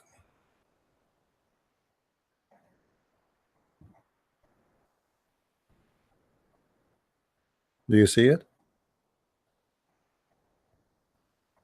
So the first thing you just said, that the word nobody discovered this before, it's a lie. Second thing, there is not even a single Muslim believe in what you just said, except today It's in a lie. the It's a lie. internet. It's in the internet. People today, they try to make something out of it, which is a lie, because not even a single scholar. Can you name one scholar for me? Agree with you about this verse? Zakir Naik. Zakir Naik is a scholar. Yeah. Zakir Naik, he said in the heaven you will get virgins, and the virgins are male and female. Do you agree with him? Your mother. I don't agree with him You, on so who is Zakir Can I Naik? speak? Zakir Naik doesn't even know how to read the Quran. What are you talking about? This guy, he is not even an Arab. He don't know how to read Arabic. What are you talking about? Listen carefully. Okay, Numan Ali Khan. Noman Khalan, the guy he was texting Noman. a picture to the women. This guy is a scholar. Since when he got a scholar? Okay, so you're just bashing the What is your scholars? scholars, You know, I asking you for a scholar. You give me a Jalalain, you give me Ibn Kathir, you give me Al-Qurtubi, you give me those idiots. What's wrong with you? Why you are talking about those people who didn't have Because any sort of, you just said you didn't agree with them. What's wrong with you? Do you agree with them or you don't? I agree with him on 90%. You agree only in what you like. So he's a scholar when you want. He is he's a dump when you want. So you cannot agree with. Listen. The person on When we say when we say a scholar, we mean a scholar, not a guy, a kid. Now let me ask you: Do you agree with your prophet? Numan Ali Khan. Do you agree with your Numan Ali prophet? Do you agree with your prophet? Numan Yes. Do you agree with your prophet? Yes or no? Numan Ali Khan. Why are you changing the topic now? I'm not changing the topic. Is it better We to see the open? Shut up, idiot! Kid. Listen, I'm not your classmate. Listen carefully. I'm asking you now seriously. I'm also not a cosmic. Who is better to listen to, your prophet or Nu'man Khan? I'm saying that Nu'man I am Khan saying has Nu'man said- Khan or your prophet to choose. I want you so to give you me just want to speak I want you yourself to and give don't me let an me- answer. Just say Nu'man Khan is better than the prophet. Say it. I challenge you. Go ahead. Say No, it. Nu'man Khan is not. No, he's not. So I'm asking you, why we don't go and see what your prophet said about this? What do you say? Prophet clearly said in the Quran that Yeah. the universe is expanding. It's in the What Quran. You can see your it. prophet understanding of the verse? He understand the Quran very well, or your Nu'man Khan understand the Quran better than your prophet? See, there are many interpretations done by the people. Why Those you are running of away? Tafsir, Why you don't want to see what your prophet said? Is there a problem? You don't trust? Do you consider your prophet a prophet, or you consider him not a prophet? let me speak, or do you want to speak yourself? I'm asking you, why you don't want your prophet to explain the verse for us? If there is a problem with your prophet understanding. Okay, show me. Show me. All right. Okay. This is Ibn Abbas, and this is the cousin of your prophet, and he is speaking according to your prophet. He's saying, and also say that's mean we expand the provision, therefore. Tafsir Ibn Abbas. Okay, this is the Tafsir Ibn Abbas. Yeah. Ibn Abbas. Who is Ibn so Abbas? Who is Ibn Abbas? Let me make this very clear. Ibn Abbas is not God. Is your prophet his God? No. Okay. Let us read together. This is Jalalain. Oh, so you are just using the tafsir done by the people and making your point. That's what you do, man. That is what you do. You are the one using the tafsir of somebody who don't understand. Okay, you know what? Give me Nu'man Khan understanding. Give me Nu'man Khan, the kid, understanding. I challenge you. Let us laugh together. Give me the book. It's called Tafsir Nu'man Khan. Give me the book. You said Nu'man Khan is a scholar, right? Don't you have a book, Tafsir? Abdul, are you there? We lost you. What happened? I think you will mute me right now. No, I did not mute you. I'm asking you. I'm challenging you to give me Nu'man Khan book. It's called Tafsir. I want to read it. You are reading the tafsir of XYZ people. Abdul, and potato, don't waste my time. Can you give me Nu'man Khan book? You said he is a scholar. He gave interpretation for this verse. Can you give me his book? I want to read it. Okay. Leave the scholar. Just read the translation. No, I did read the translation. Forget the scholars. Forget the scholars. Abdul, you are just a potato. You are just a potato. All your scholars get you busted. And let me show you what your prophet said. And this is why you don't want to read your prophet. Let us go, guys, and see the science of the prophet. What he will say now, his prophet is an idiot. Let us see. His prophet explained the universe. Let us see what Muhammad said about the universe and the creation of the universe.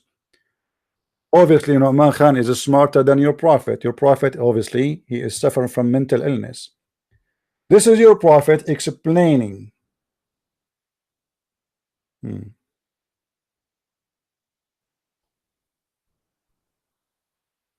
Read with me. And he is explaining the Quran in the same time. All right. Read carefully. I hope you will say to me, let us read Nu'man Khan. Nu'man Khan have no book, you idiot. This guy, he don't even have a degree. Nu'man Khan. Where is the verse? Here we go. The prophet asked me at the sunset, do you know where the sun goes? At the time of the sunset, I replied, Allah and his apostle know better. He said, it goes, i.e., travel, till it prostrate itself under the throne, and it take permission to rise again. So your stupid prophet claimed that the sun goes every day from the east to the west and asking for permission to rise again. And you are telling me the scholar Nu'man Khan say? And you are telling me the universe is expanding? That verse is speaking that Allah supposedly will give you more. He expand more. It's about wealth. Have nothing to do with the expanding of the sky. However, we showed you that this is exist in the Bible thousands of years before your prophet even exist. So let us say, for the sake of argument, if that verse is true, and if it's mentioned thousands of years before Muhammad in the front book, what is the miracle about it? And why the Christians and the Jews don't make a big deal of it? Do you know why? Because what a big deal. What a big deal. We are not going to prove God because it says that there. You Muslims are a bunch of hypocrites. You have tons of stories proving your God to be a false God, like the sperm coming from the backbone, the sperm coming from the ribs. So Allah was saying a miracle in this verse, but he was saying something stupid in that verse. Guys, do you know what I'm saying? If Allah is God, if I go right now and make a prophecy, it says, hey, the universe is expanding, but somebody will say to me, this is exist in the book of Psalm, my friend, long time before you are born, and your family is born, and your tribe is born, and your nation is born. So you told me nothing. It's in front of you in the Bible. The Bible is the only book in history says that the earth is hanged on nothing. Is that correct, guys? The earth is hanged on nothing. On nothing. How are you, Saud? Is that correct, guys? The earth is hanged on nothing. Mute your YouTube. On nothing. How are you, sir? Mute your YouTube. Hello. Yes. You just said that earth hangs on nothing according to the Bible. According to the Bible, it says that earth has pillars. I can show you right now. Okay, let's make it clear. So you are saying if somebody said the earth have pillars, he is stupid. Do you agree with that? According to the Bible, I'm asking you, make it clear before we go there. If somebody says the earth have pillars is stupid, say it. Wait. Just let me answer. You know, I'm going to spank you badly before you go to bed today. Say it. Say, I swear by Allah, anyone who say the earth has in pillars is a stupid, and not only that, say he's a donkey. I want you to say the word donkey. Say it. Wait.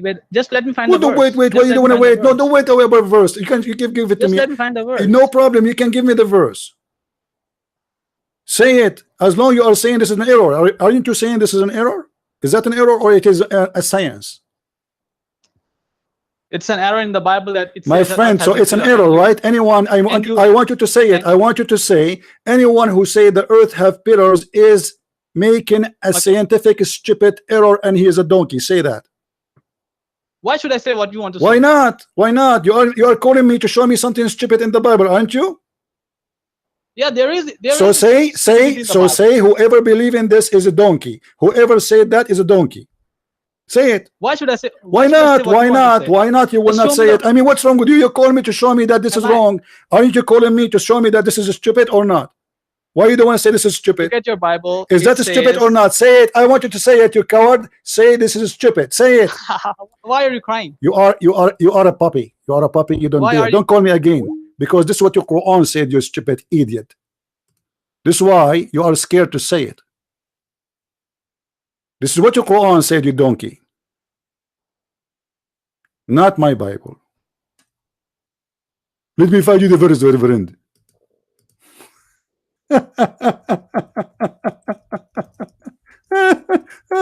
This is what your Quran said. Stupid idiot. I hope I'm not insulting the stupid ones when I said that to you.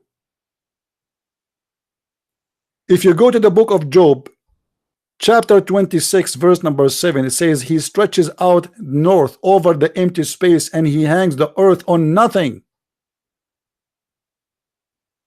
If we go in the Quran,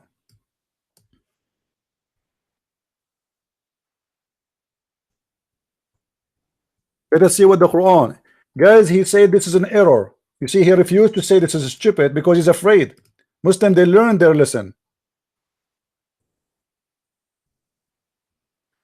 Everybody heard you. Everybody heard you. And you refused to say this is stupid because you felt there is something fishy. Right? Huh?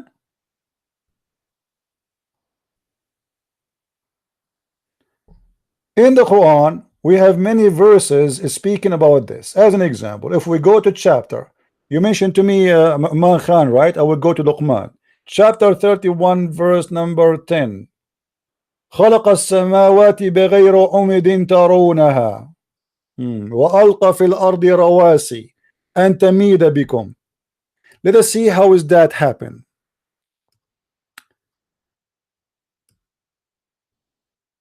Let us see the interpretation of the Quran. Chapter 31, verse number 10. Let us laugh together. This is an error, right? You are right. It's an error.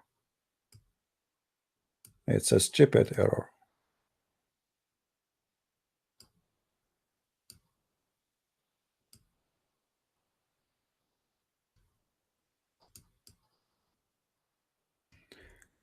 I will show you how the Muslims are so confused about what the Quran says. This is Tafsir al-Jalalain. Al-Jalalain is a new scholar, and he is a scholar for sure. We cannot say he's not, but he is a new generation scholar after they discovered that there is no such a thing. Now, if we go to the older scholars, look what they say.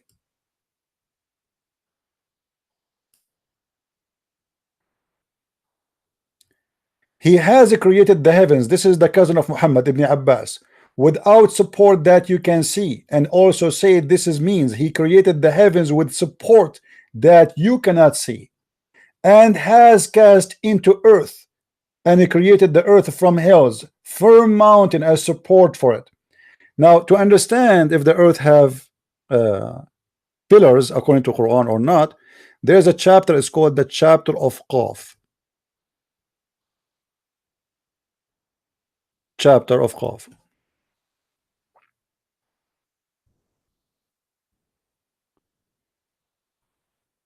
If we go to chapter Qaf,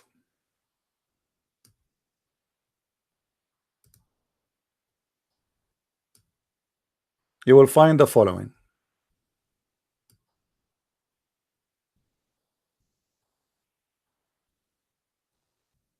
And I will show you an amazing story right now.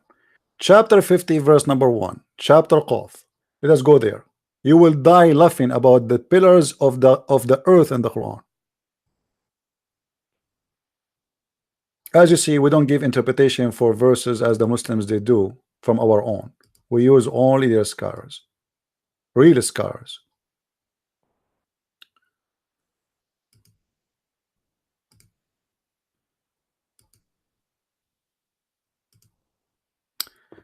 Read with me. What is the pillars that we can see, we cannot see in the Quran? Read carefully. And from his narration in the authority of Ibn Abbas, he said, in the interpretation of Allah saying Qaf, he said, Qaf is an azure mountain overlooking this world, and the color of the sky takes from it. Allah swore by it, or swear by it, by the glorious Quran. He swear by the glorious noble Quran. So why we cannot see the pillars which is carrying the sky? Because it is an azure mountain which is blue, obviously, and it is overlooking the world. This is why the Quran says without pillar that you can see, which means there is pillars but you cannot see.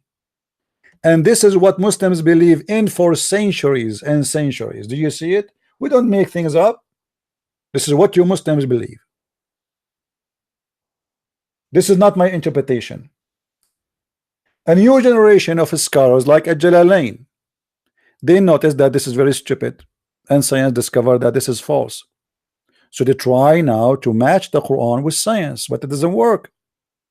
Because if you Muslims believe that the earth is separated from the heaven, because the Muslim, by the way, I don't know if you saw the Muslims video, they say to you that, do you know the Quran speak about the Big Bang? And they will say to you the following verse.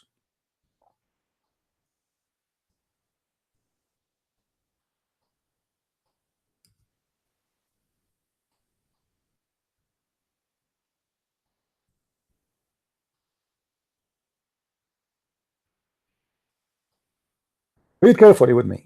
Chapter 21, verse number 30. And they use this one to make you say, oh, you know what? The God of Islam, he speak about the Big Bang. Read carefully. Don't the unbelievers see that the heaven and the earth were joined together as one unit of a creation before we clove them asunder? We made from water every living thing. Will they not then believe? The fact here, the Arabic says, don't you see, don't the unbelievers see that the earth and the heaven, they used to be joined together and we split them? But that means there was an earth and there was heaven. This is what the Quran is speaking about, not a big bang. Earth and heaven, they used to be together and we split them. To understand this very well, let us see how it works. If we go to different verse in the Quran, which is a book of comedy, we read this.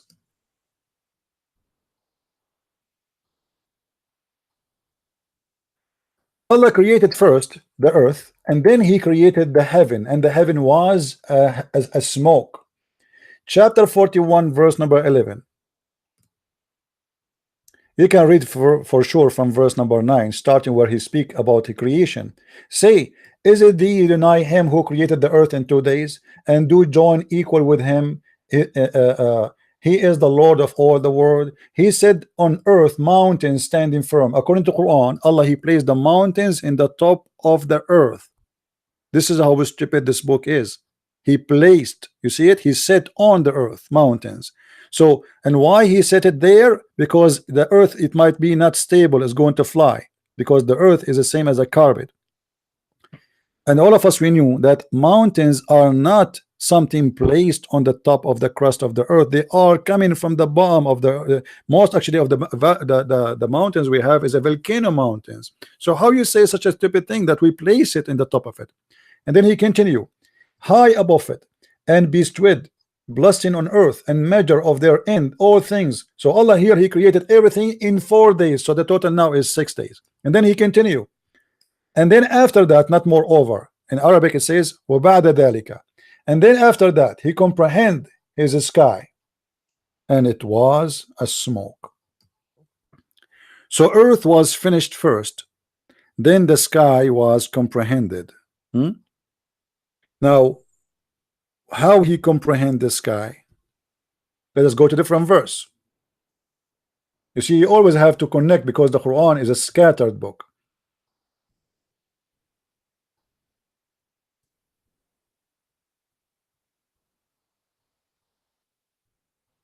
In chapter 79, verse number 28, it says, read with me carefully.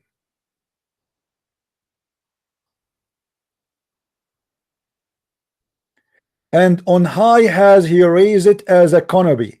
So the stupid God of Islam believe that the sky was down on earth, and then he lifted up, and then he put the Qaf, which is the Azur mountain. Are you getting the point? But if you look carefully with those two verses, chapter 41 and chapter number 79, you will see a very clear contradiction. Anyone knows what the contradiction is? Read carefully with me. If you go here, you will see the God of Islam is speaking as the following. What is the first thing Allah he created? The sky. Do you see it? This is a chapter 79, verse number. Actually, you know what? Let me see if I can put the two. I will open it in different browser. Okay, hold on. The one that I want to open new window. Hold on. All right, we will take this. I will put them next to each other so you can see the clear stupid contradiction Muhammad he made in this verse. Muhammad, as usual, he do a lot of poo-poo, and he will never change. He's a poo-poo guy. Let us zoom in. Or what I will do now, I'm going just to place the two verses next to each other so we can read them in the same time. As simple as that. Okay.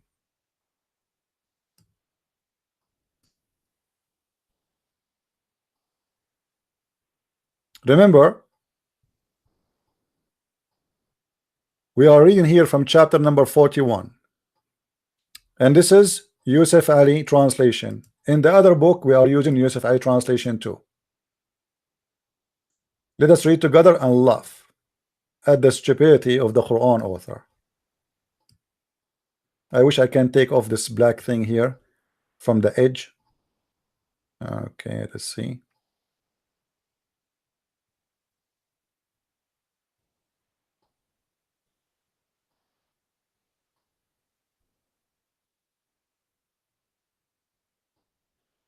All right.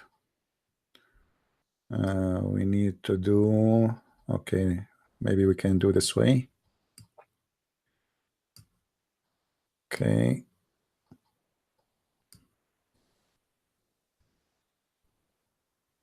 Guys, read carefully with me. In this chapter here, let me use the mark. In this chapter, in front of us, what is the first thing Allah He created?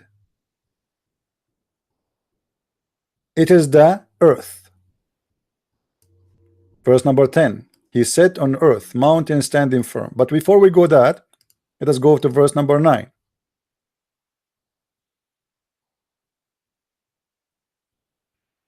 You can read from the beginning if you want, so nobody will say we are making things up or we are misquoting or etc. Because the beginning there's nothing, you know, about the creation. So now he says, He is the one who created the earth in 2 days. Okay. And what after that he did?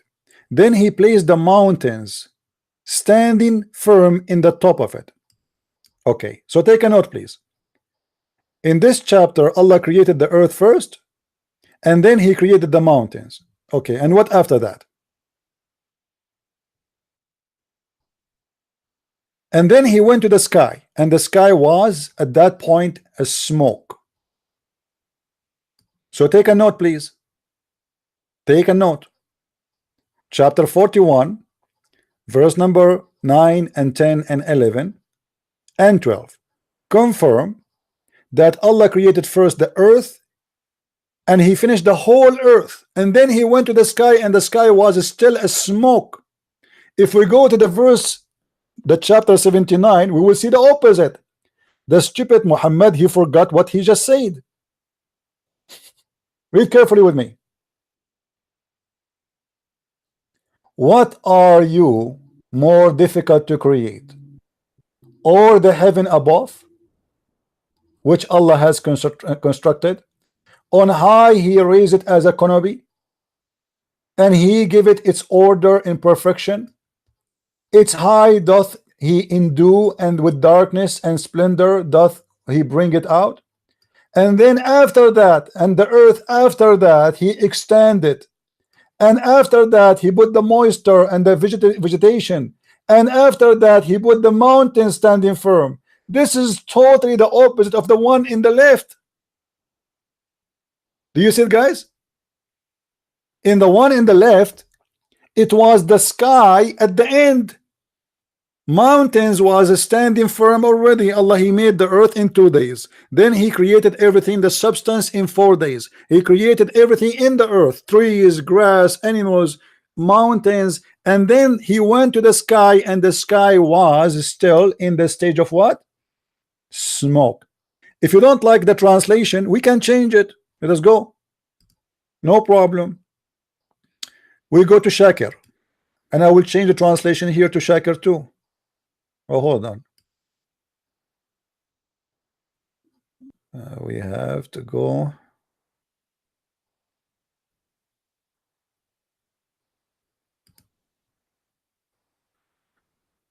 Lord have mercy.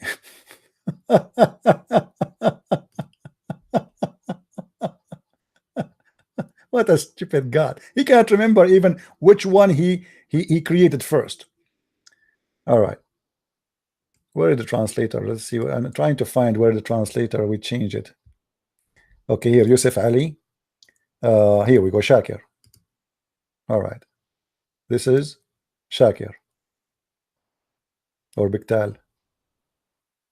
Yeah, Shakir. This is Shakir. All right. Read with me carefully, guys.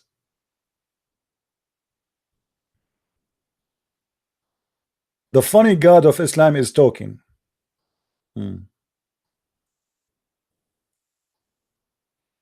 Are you harder to create, or the heaven he made it. He raised it high, its height, then he put it into right good state. And then he made the dark, and it is night. And he brought out the light, which means the sun is created already, stars are created, because we have dark and night, everything, dark and night. And the earth he expanded after that. Do you see it, guys? I mean, how stupid such a mistake is. Let us go to the other side. Chapter 41. Read and laugh. Which one Allah he finished first? Read carefully. What? Do you indeed disbelieve in him who created the earth in 2 days? Here's this guy, he says period. We'll let it go.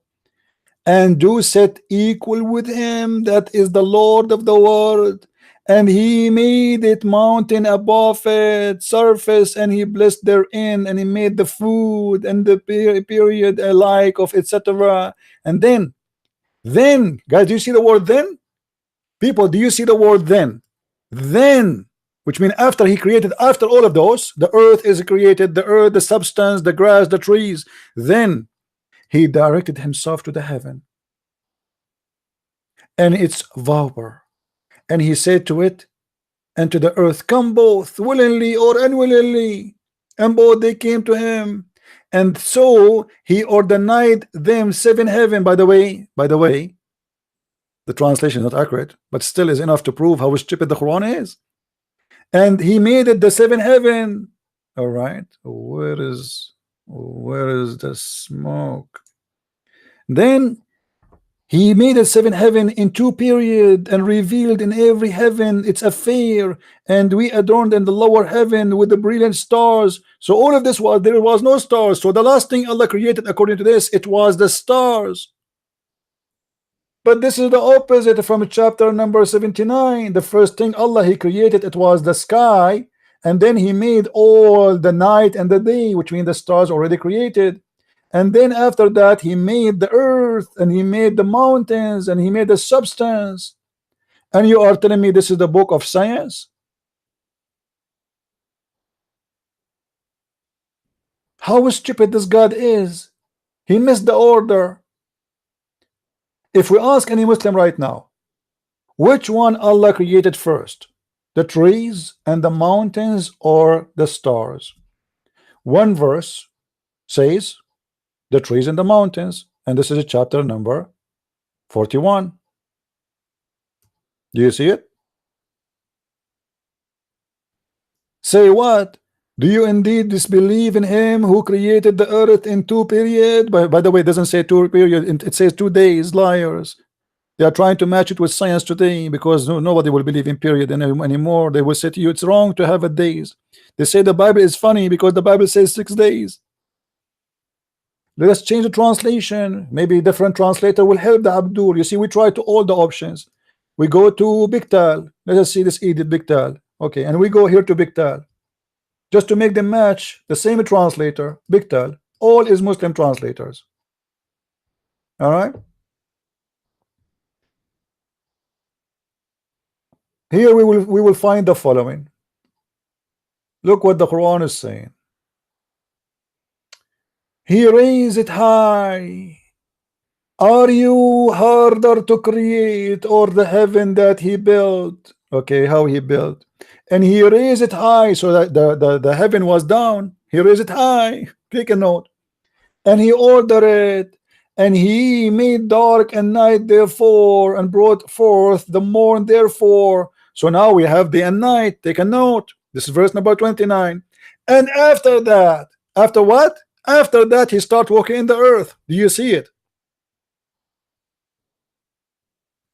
After that he make the earth flat. Actually in Arabic it says flat. And then he produced therefore water, therefore impostors, and therefore, and he made fast and hills. So until now there was no mountains. Now he put the hills and the mountains, and now he created the cattle. Do you see it? But this is the opposite of this verse. It is totally the opposite. Here he created the earth first in 2 days. Then he created the mountains and the substance of the top of the earth and all the measurement of the earth in 4 days. This is 6. And then read carefully, then he turned to the heaven, and the heaven was a sky. Do I need to explain more?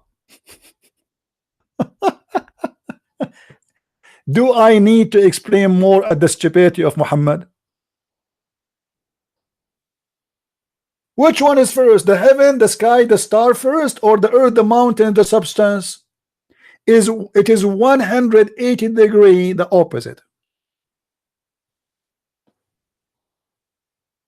And you are telling me your book is a book of science? Guys, if there is anyone do not get it, I mean, I don't know if how smart we are, but you can print. Go. If you are a Muslim, please. And by the way, you can go and read the interpretation too, because that will not save you. The Muslim, they try to save the ass of Muhammad by saying to you, oh no, Allah created the earth first, yeah, but the earth, the heaven was created already. That will not make any difference anyway, because here is not about who created first as heaven and earth.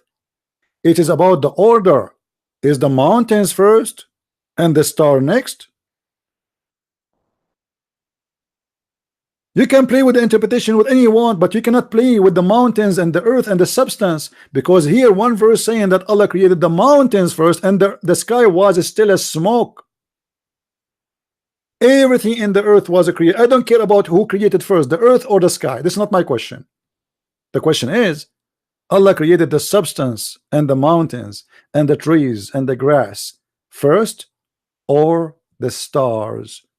Based on the verse in the front of us here, chapter 41, starting from verse number 9 all the way, you can read 10, 11. It says it clearly that there was nothing in the sky. The sky was a smoke. As simple as that. Then he ordained them 7 heavens in 2 days, and inspire each heaven to mandate its mandate. And we decked the neither heaven with lamps. So the lamps is, then the lamps is created. Then, do you see the word then? Then, after what? After he finished the earth, after he finished the mountains, after he finished the trees. But if you go here, it's different. It is totally the opposite. Here, Allah, he created the day and the heaven and the night. Allah, he raised him. Okay, hold on. Let's start from here. Sorry. Are you harder to create, or is the heaven that he built? He raised it high, therefore, and he ordered it, and he made the dark and the night, and then he made the earth. After that, he made the earth flat. So Allah start working in the earth after what? After he finished the sky. The stars are created, the day and the night. We have day and night. What day and night mean? Everything in the sky is finished. This is the order of the Quran. And after that, he started working in the earth. He made the earth flat, and he produced the substance of the earth, and then he placed the mountains. In the other one, it is the opposite. As simple as that. How this can be from God?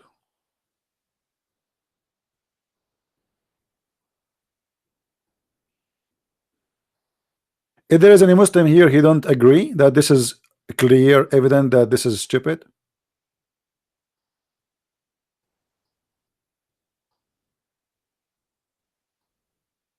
Any Muslim? This is God. He cannot even get the order of creation correctly.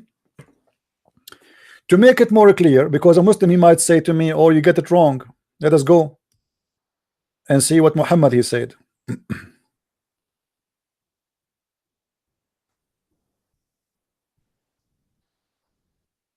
Because Muhammad, for sure, he know better. Remember, the prophet, he knows best.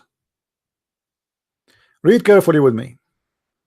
Allah Messenger said, let us read the hadith from the origin. Okay. Allah created the clay on Saturday. He created the mountains on Sunday. Do you see it? Guys, do you see it? And don't tell me now, Muhammad, let us go to Nu'man Khan. Let us go to Nu'man Khan, brother. Suddenly Nu'man Khan became a scholar. The guy who is texting his pictures to girls naked. This is the scholar. And Zakir Naik, the one who said that the mother of the believer, she will get every one of them, every one of those Muslim women, she will get 70 huri, and they will be doing her. Look, so Allah created the mountains in Sunday, but he created the clay on Saturday. I like that. And then he created the trees on Monday, and he created things entirely labor on Tuesday.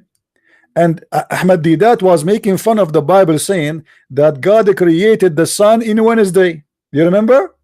Look what Muhammad, this is why if Didat is in front of me, I will make him shish kebab in 2 seconds. And he created the light in Wednesday. Which day? You see, in the Bible it doesn't say that. In the Bible it says God, he said, let be light, and it was light. This is the first thing. The Bible speak about light created right away, not enter Wednesday.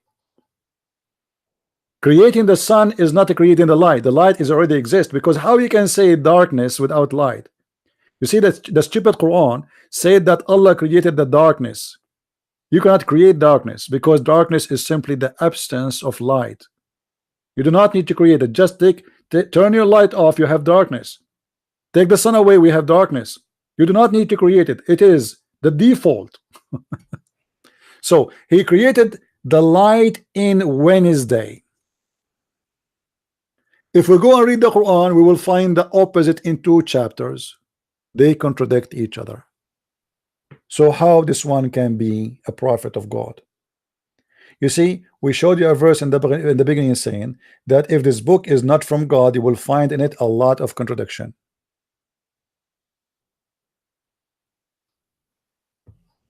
And this is the book of contradiction. Everything in this book is nothing but a contradiction.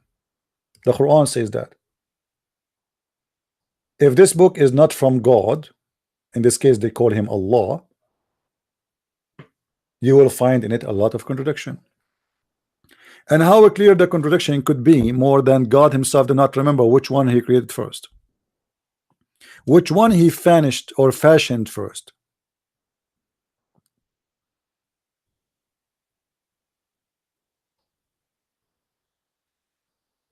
And how clear, I mean, why a human being want to be stupid? Print the 2 pages, put them next to each other. This guy, he said to us, read the translation. He didn't want to read the interpretation, correct? He refused to read the interpretation of the scholars. Why? Because the scholars, they will get him busted. Okay, do you want me to show you Sahih Muslim International?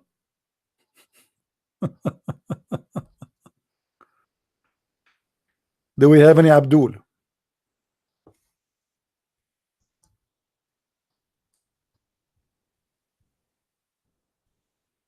Look what the Quran says.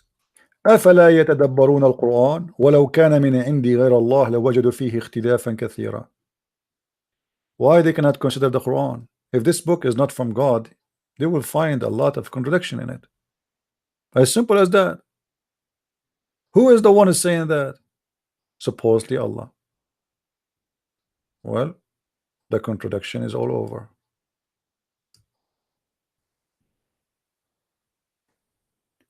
A prophet who cannot maintain his statement, obviously he is a liar. What do you mean Allah created the clay in Saturday? Was Muhammad telling a lie? Muslims, are you going to say to me this is a weak hadith, the game of weak and strong? Well, this is a strong hadith. Do you see it? What do you mean Allah created the clay on Saturday, and then he created the mountains on Sunday, and then he created trees in Monday, and then in Wednesday he made the light, which means he finished everything in earth before he went to the sky.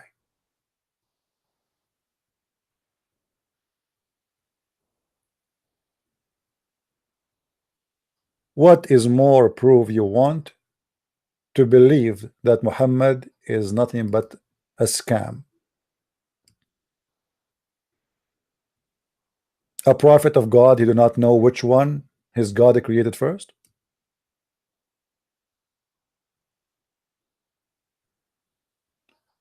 Which one Allah he created first? The day and the night, or the mountains?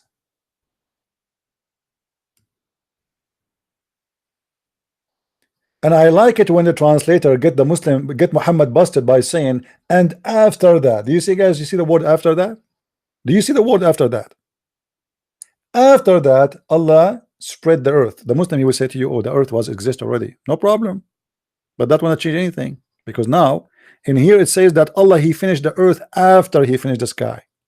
Just to make it simple for you, in this chapter here, Allah is saying the opposite. Allah he finished the earth first and then he finished the sky. As simple as that. Are we clear, guys?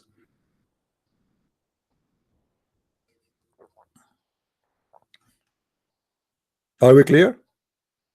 How clear we can make it more than this?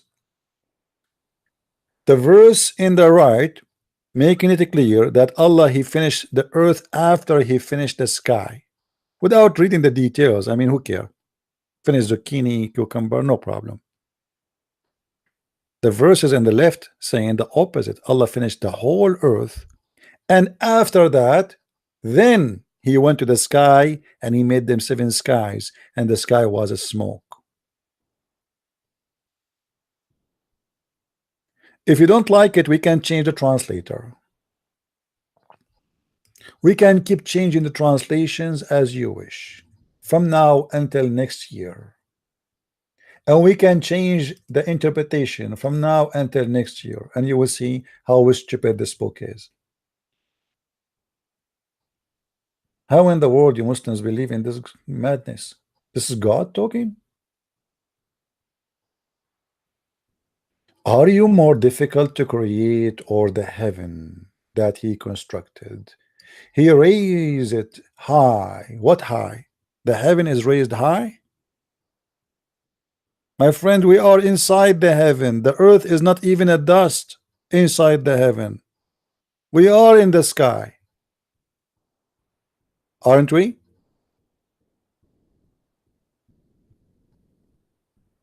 When we ask this idiot Saud, I want you to say, whoever believe that the earth is carried by columns, he refused to accept to say that. Why? Because that's what his book says. The earth is carried by mountains, columns. It's called Qaf. I mean, if you are calling me, if you are trying to show me an error in the Bible, why you don't say the one who believe in this is stupid? Say it. He refused to say that. Because the Muslim, they learn their lesson. It's mean there is something to come. I said to him, what about we go and see what your prophet said? He don't want to see what his prophet said. He said, I go by Nu'man Khan. Okay, why you don't show me what Nu'man Khan said? He have a book? He's a scholar, he don't have a book? Guys, have you ever heard of a scholar? He have video on YouTube, but not a book. It's called the book of Tafsir.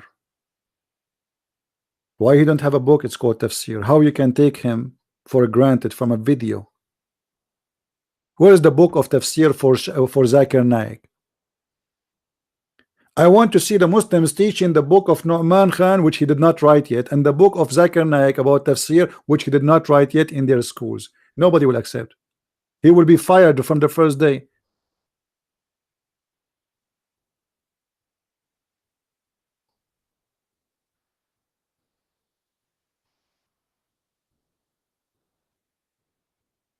Who is a Muslim here? He did not get what we showed you in the screen.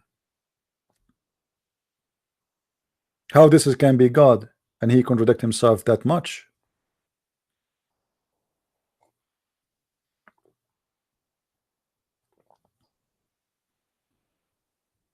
Hi CP and everyone from Texas. Christine, she say hi only for people from Texas. She's a cowboy. I mean cowgirl, sorry. Why everybody from Texas? What about the rest? What I will do about myself now, right now? I'm from Bangladesh. Anyway, Do we have any Muslim here would like to call us? The Bible says that this guy have perils. Let me show you the verse. Oh, she's saying hello from Texas. Sorry, I'm an Arab. We read from right to left. Sorry. Yeah, I think twice. You can call me, no problem.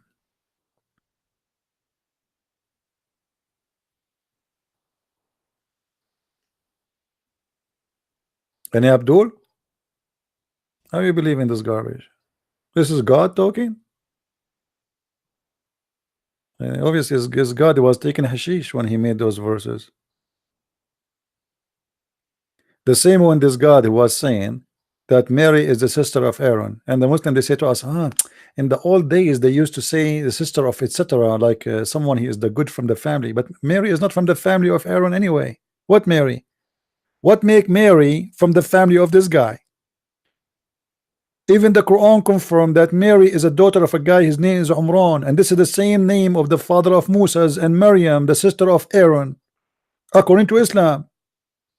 It's not about sister by metaphorical. This stupid Muhammad, he thought that Maryam, the sister of Aaron, is the same Maryam, the mother of Jesus. And Ka'b al-Ahbar, he went to the house of Muhammad and he told Aisha, she said to him, you are a liar. Muhammad, then he heard the news. So Muhammad, he tried to find an excuse. He said, in the old days they used to call them by their ancestor. Yeah, Muhammad, he gave that explanation. After Ka'b al-Ahbar, he come to the house of Aisha and he told her, as I know, there's hundreds of years between Mary, the mother of Isa, and Aaron. And this is Ka'b al-Ahbar. Ka'b al-Ahbar is a rabbi.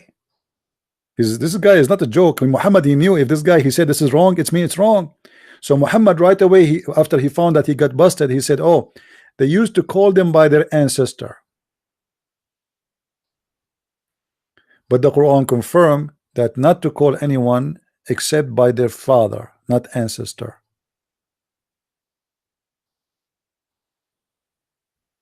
Who is in the Quran was called by the ancestor like this? Like who?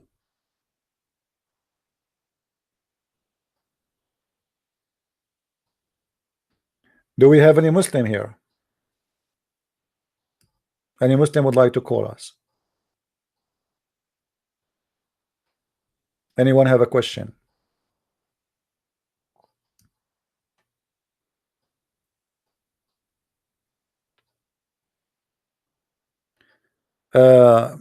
Nobody use a bad language, otherwise we will put you in a mute for some time as a penalty, please. The F word is not allowed in our text. You are welcome to speak, to argue, even to call me names. Don't use a bad language. We have ladies, we have young ones sitting with us. If this is your language, don't use it, please.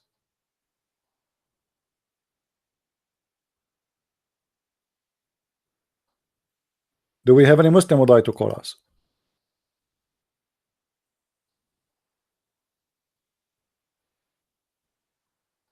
Anyone?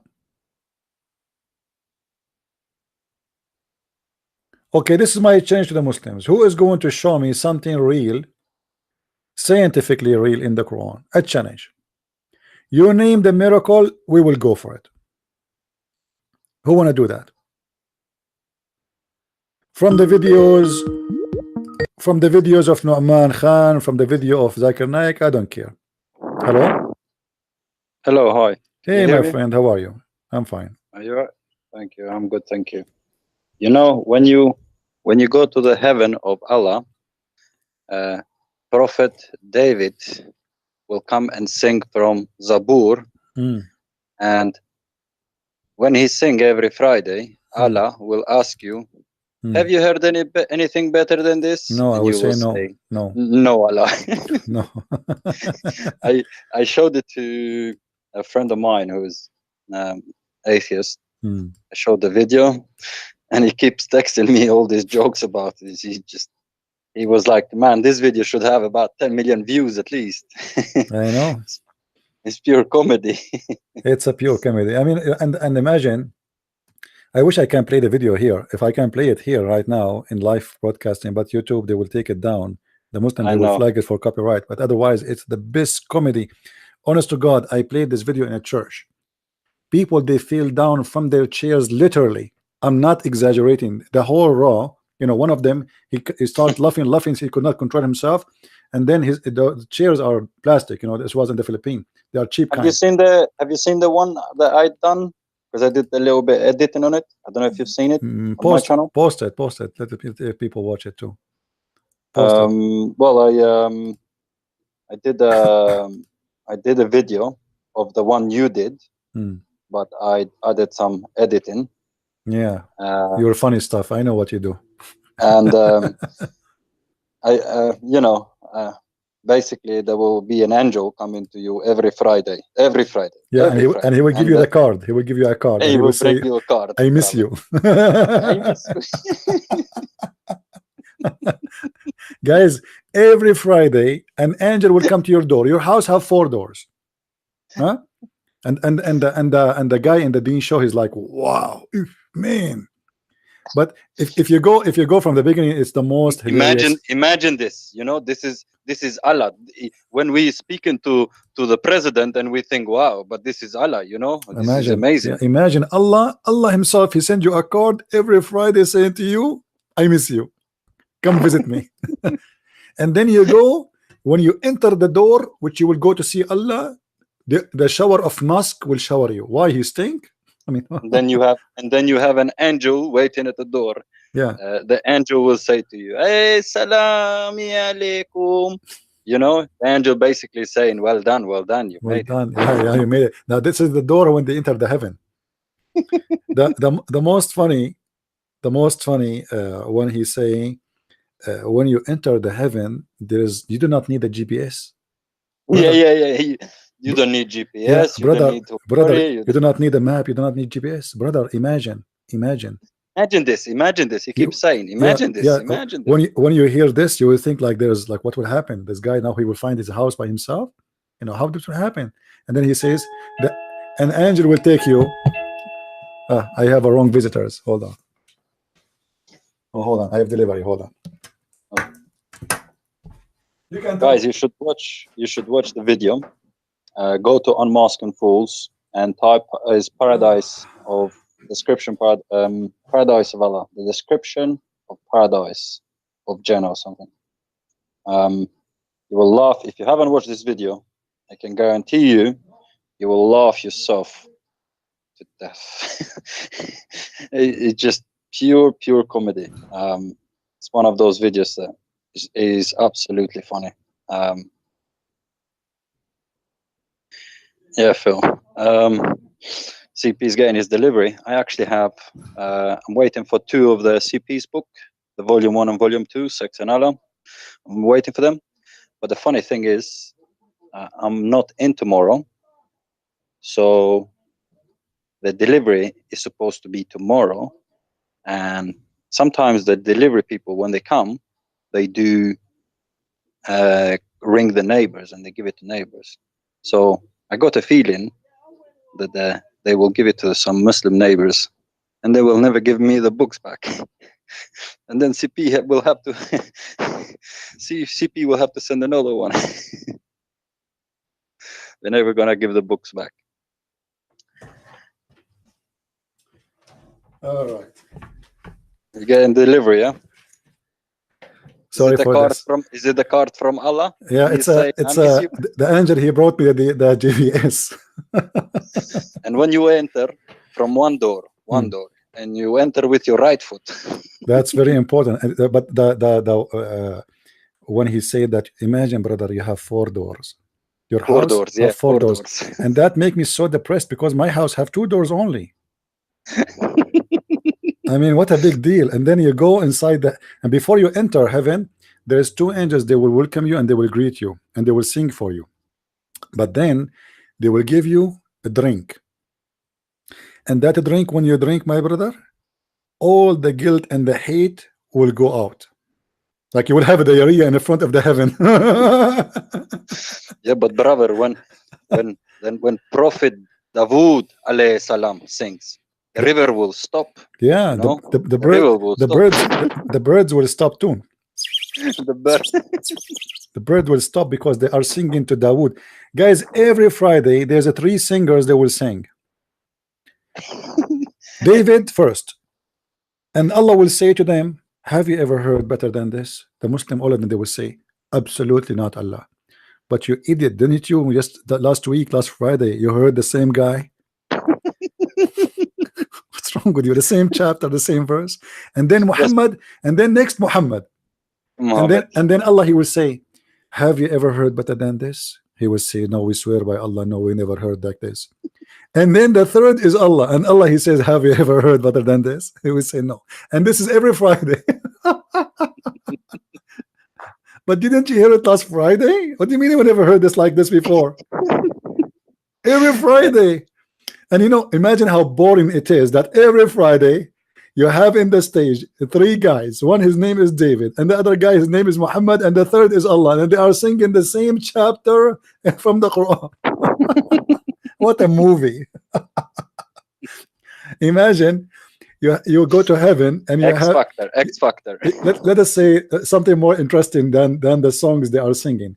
Let us say you have for eternity every Friday to watch Mission Impossible for Santa Cruz. So what his name? So what Cruz? What his name? No. Let me make it more simple. Every Friday, guys, you're gonna be listening to Christian Prince. That is not a bad thing, man. They're gonna like it. At least they will hear something different and they will laugh. But for eternity, 3 singers, and they will sing the same thing every Friday, and he will ask them the same questions. Have you ever heard better than this? And then the winner of the artist, you know, this is like what it's called, American Idols. Every week, Allah, he won. The second is Muhammad, the third is David. Like, can't you get us something better like next week? I mean, what about the change? I mean, bring Isa, like one Friday Muhammad, one Friday Isa, one Friday David. Somebody's asking for the video. Guys, if you want to see the video, there's an old video that CP did, but what I've done is I've added some editing to it. So it is Unmasking Fools. Go to the channel there, and it will be one of the few last videos. It's called Paradise of Islam or something like that. Maybe you can post a link. Description of Islam. Maybe you can post a link in the text, you know. Okay. So I can't post on the thingy, really. Give it to me, I will post it.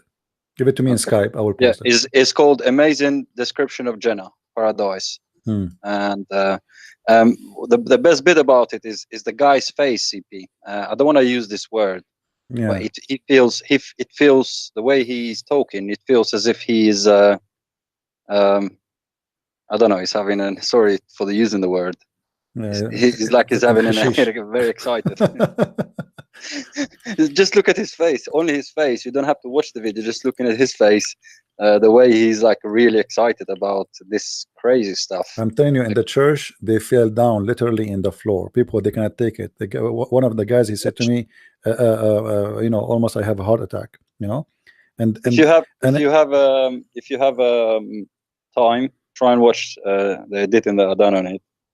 You'll find it probably quite interesting. Watch what? If you have time, yeah, you know, if you ever have time, try and see the editing bit of it, because it kind of fits with some stuff. I'm not gonna ruin it for you. I'm not gonna tell you every minute you're gonna see this or that. Guys, watch it. Post a link for me and I will post it for them so they can watch it. And you know, you see, the purpose here is not we're not making fun of anyone, but how in the world a human being can believe in such a madness. And then when he say, and brother, when you go in the heaven, you are hungry, you want to eat, you do not need to go and cook. No, you see, as an example, you see a bird in the sky, you see the password, there's a password, you see. Oh yeah, I forgot the password. Oh yeah. What's the password? Let the guys guess.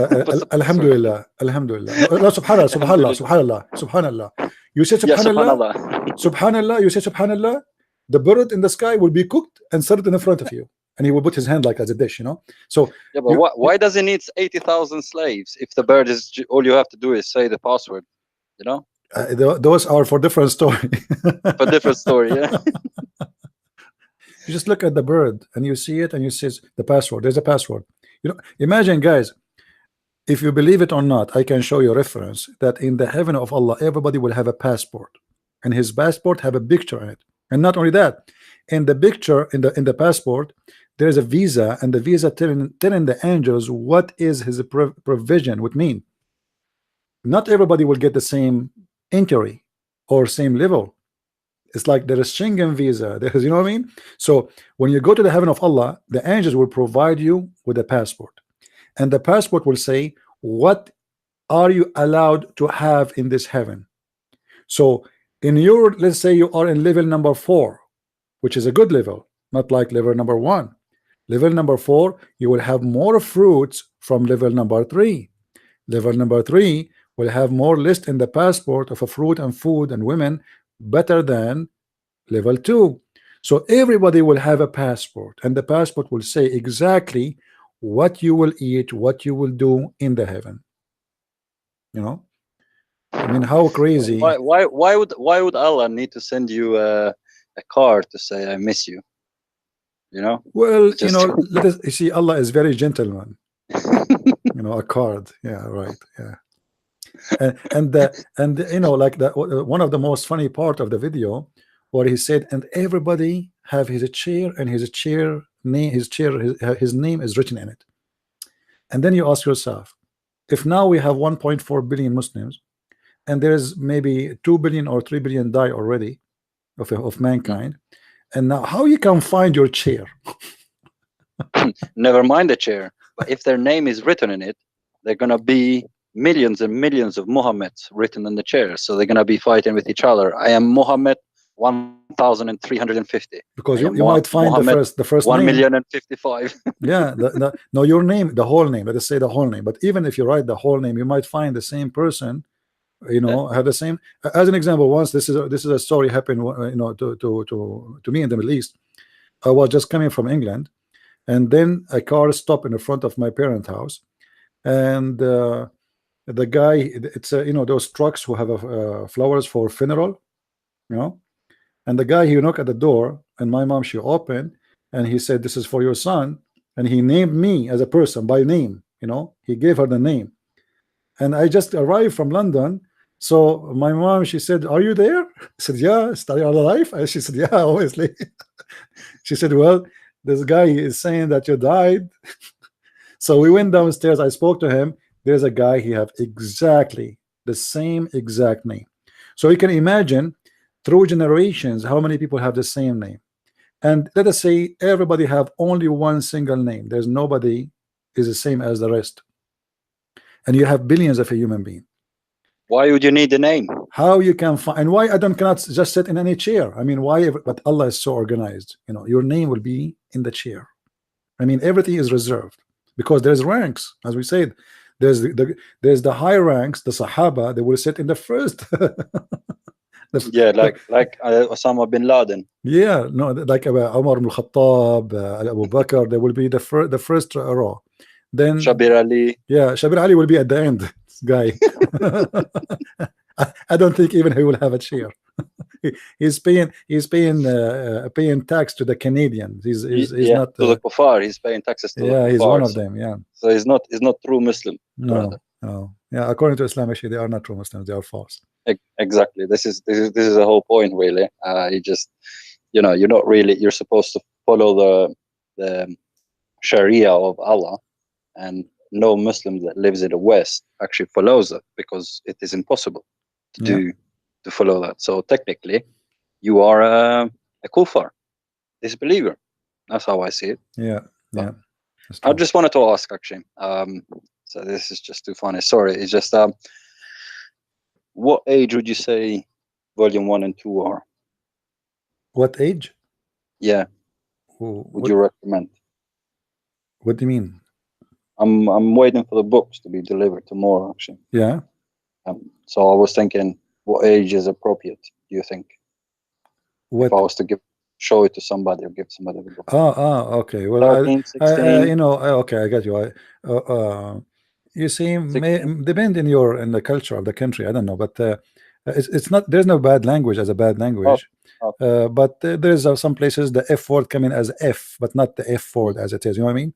I'm just translating. To be honest, yeah. So I say, I don't say the F. I don't say the F word written exactly. I say F and the stars. You know what I mean? Yeah. So there's no. I don't use really, but actually, but the F word is nothing nowadays. I mean, I know, but still, 5 years old. They use I leave that depend to the person, you know. But there's no bad language there. But the book, generally speaking, it can be read in anyone he have is able to comprehend. Let us say maybe 13, 14, maybe. Yeah. I thought it was. There is apparently there's a hadith that I wanted to ask. Actually, I was reading somewhere. I may give you the website, which is extremely funny. I think if you read it, you will laugh. It's a Muslim website, but the way they basically they've got a section, for example, calling, hashtag Me Too, that how they protect the woman and against sexual assault and that. A hadith, I tried searching it, CP. It says, I was reminded of the words of Prophet Muhammad, SAW, in which he said, by Allah, I warn you against violating the rights of two vulnerable ones in any way, the orphan and the woman. Ibn Majah, the hadith. I warn you what? Say again. I warn you. I warn you against violating the rights of two vulnerable ones in any way, the orphan and the woman. I tried Googling it. I can post in Skype. Yeah, but the thing is, when Muslim they read it in English, they change everything if it is exist. This is what I'm saying, because what I think they do is they do it in a way which fits the narrative, Yeah. Because literally, I'm not bad at searching when it comes to searching. I searched in sunnah.org. I searched Google everywhere, by part. The same as the hadith about, if like the Prophet says, seek knowledge even in China. This hadith does not exist. This is exist in a book. That book saying that this is not true and false. This does not exist at all. Only there. But this is hadith does not exist. They fabricate, but because they like the idea, Muhammad saying seek knowledge. So you see it in every school in the Middle East. You see it in top of even official government offices. Seek knowledge in China. The Prophet says so, but nobody can find the story. The same as the story about the Jewish guy who used to piss on the Prophet door. I want to see it. I want to read it. I mean, like I said, I tried searching it. It's nowhere to be seen. I couldn't find it. I couldn't see it anywhere. It just was not coming up. So, but even if this hadith was true, it would actually contradict Quran. It would contradict loads of other hadiths. You see, if you go to chapter, let us see how Muhammad is nice to the orphan. In chapter 4, verse number 3, it says, if you fear not to be able to deal justly with the orphans, and here is talking about marrying them, which is supposedly nukah as marriage, but it is sex contract. How in the world Muhammad is encouraging people to marry orphans? Orphan is not someone in your age who have no parents, correct? When we say orphan, what we mean? It means a child, a child. Yeah, which a child. Is how in the world? Yeah, how in the world the Quran? This is Quran now. They cannot say this is weak. How in the world the Quran says if you cannot be justly with the orphan, which is you will sleep with? Now, what kind of religion is encouraging me to be nice to the orphan by sleeping with them? Which means I will not feed you unless you take off your panty if you are a female orphan. But the orphan is a child. A person who is a woman, she is like 18, she is not orphan. This is for children. The word orphan is for somebody is a child, is not for somebody is an adult. Exactly. But even the age, forget the age for a bit. Let's put the age aside. Why is Allah making, how can I say, an exception here. He's saying, if you fear, you shall not be able to deal justly. You know, God should not, how can I say, he should not sugarcoat it just to make you happy.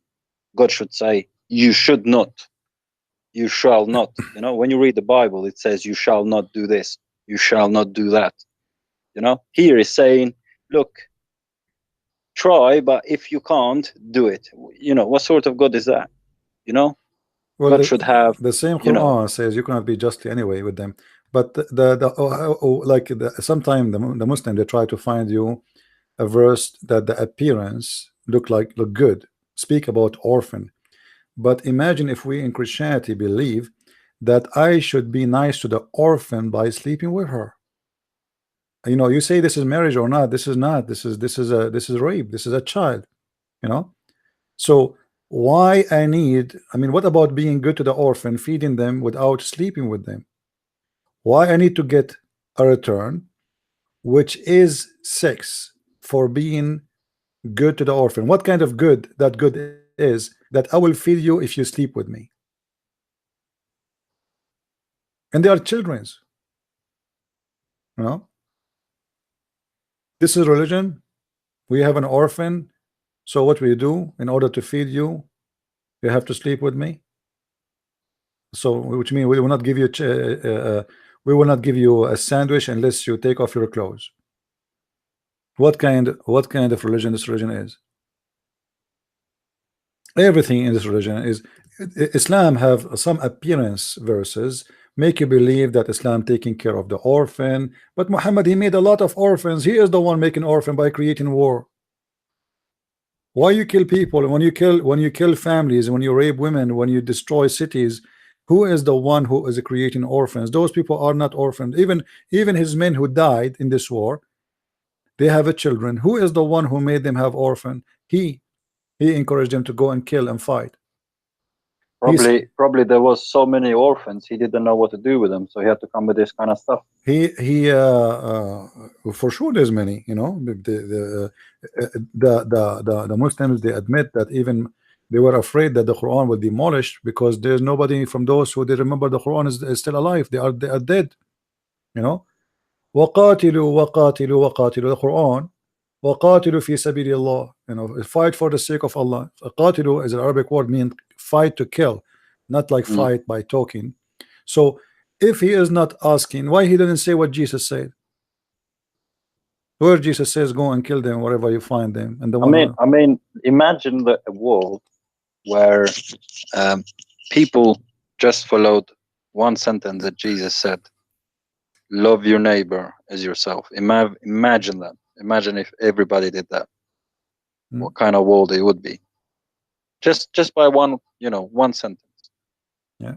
Even in chapter 2, verse number 246, you will see that the Jews, the Quran here is describing the Jews are bad people. Why? They refuse to do jihad. Look here. Hast thou not turned the vision to the chiefs of the children of Israel? After the time of Moses, they said to the prophet that was among them, appoint for us a king that we may fight in the cause of Allah. He said, isn't it possible if you commanded to fight that you will not fight? They said, how could we refuse to fight in the cause of Allah, seeing that we, etc. So read the story, so you will see that the culture of killing and fighting, the Muslim, they accuse that the Old Testament have violence. This is Muhammad speaking about that the Jews, they have a duty, and their duty is to do jihad, and because they did not do jihad, Allah, he punished them. And they were commanded to fight. They are commanded to fight and to kill their enemies, but because they are bad Jews, they refuse to kill and to do jihad for the sake of Allah. And he says to them, wouldn't you refrain from fighting if fighting were prescribed for you? It's fighting is prescribed for the believers in Islam. It is a must. You cannot be a believer. And imagine here we are talking about the Jews yet, but the Jews, according to this verse, those are the Muslim Jews, those who follow Moses. But those, they were bad. They did not obey Allah, and they did not want to go and kill the Palestinian. If you go to chapter 5 verse 21, it says that Allah, he ordered the Jews to go and kill the Palestinians, but the Jews, they disobey Allah and they refuse to kill the Palestinians. Therefore Allah, he made them, or let us say he forbid them from fighting the Holy Land for more than 20 or 40 years, sorry. So if you go here, you can read any translation you want, people, you will see here, and there is basically called in the Jews evildoers. yeah, and they call them evil. Yeah, you see, they are the one, like, you know, people, they say the Jews, like those who sponsor the Hamas and etc. Oh, the Jews, they took the land from the Palestinians. First of all, those who they are there, they are not Palestinians. Have nothing to do. There is a video Hmm. of one of the Hamas leaders. He is speaking to the Egyptians on TV. He has been translated by Memory TV is called, Hmm. the channel that translate them. Mhm. And he's like really shouting. He's upset. You know, he was like, "We are." He actually uses the surname. Basically, he says, "We are Arabs. We are Egyptians. We have all the people there." He's basically saying like, "We are from your tribes here." You know, he's actually saying we're not Palestinians. Indirectly, he's saying there is no such thing as Palestine. We are Egyptians. You know, he's using the surname. Palestinian, you know, are like, people who live in that territory ancient days, and they are not exist no more.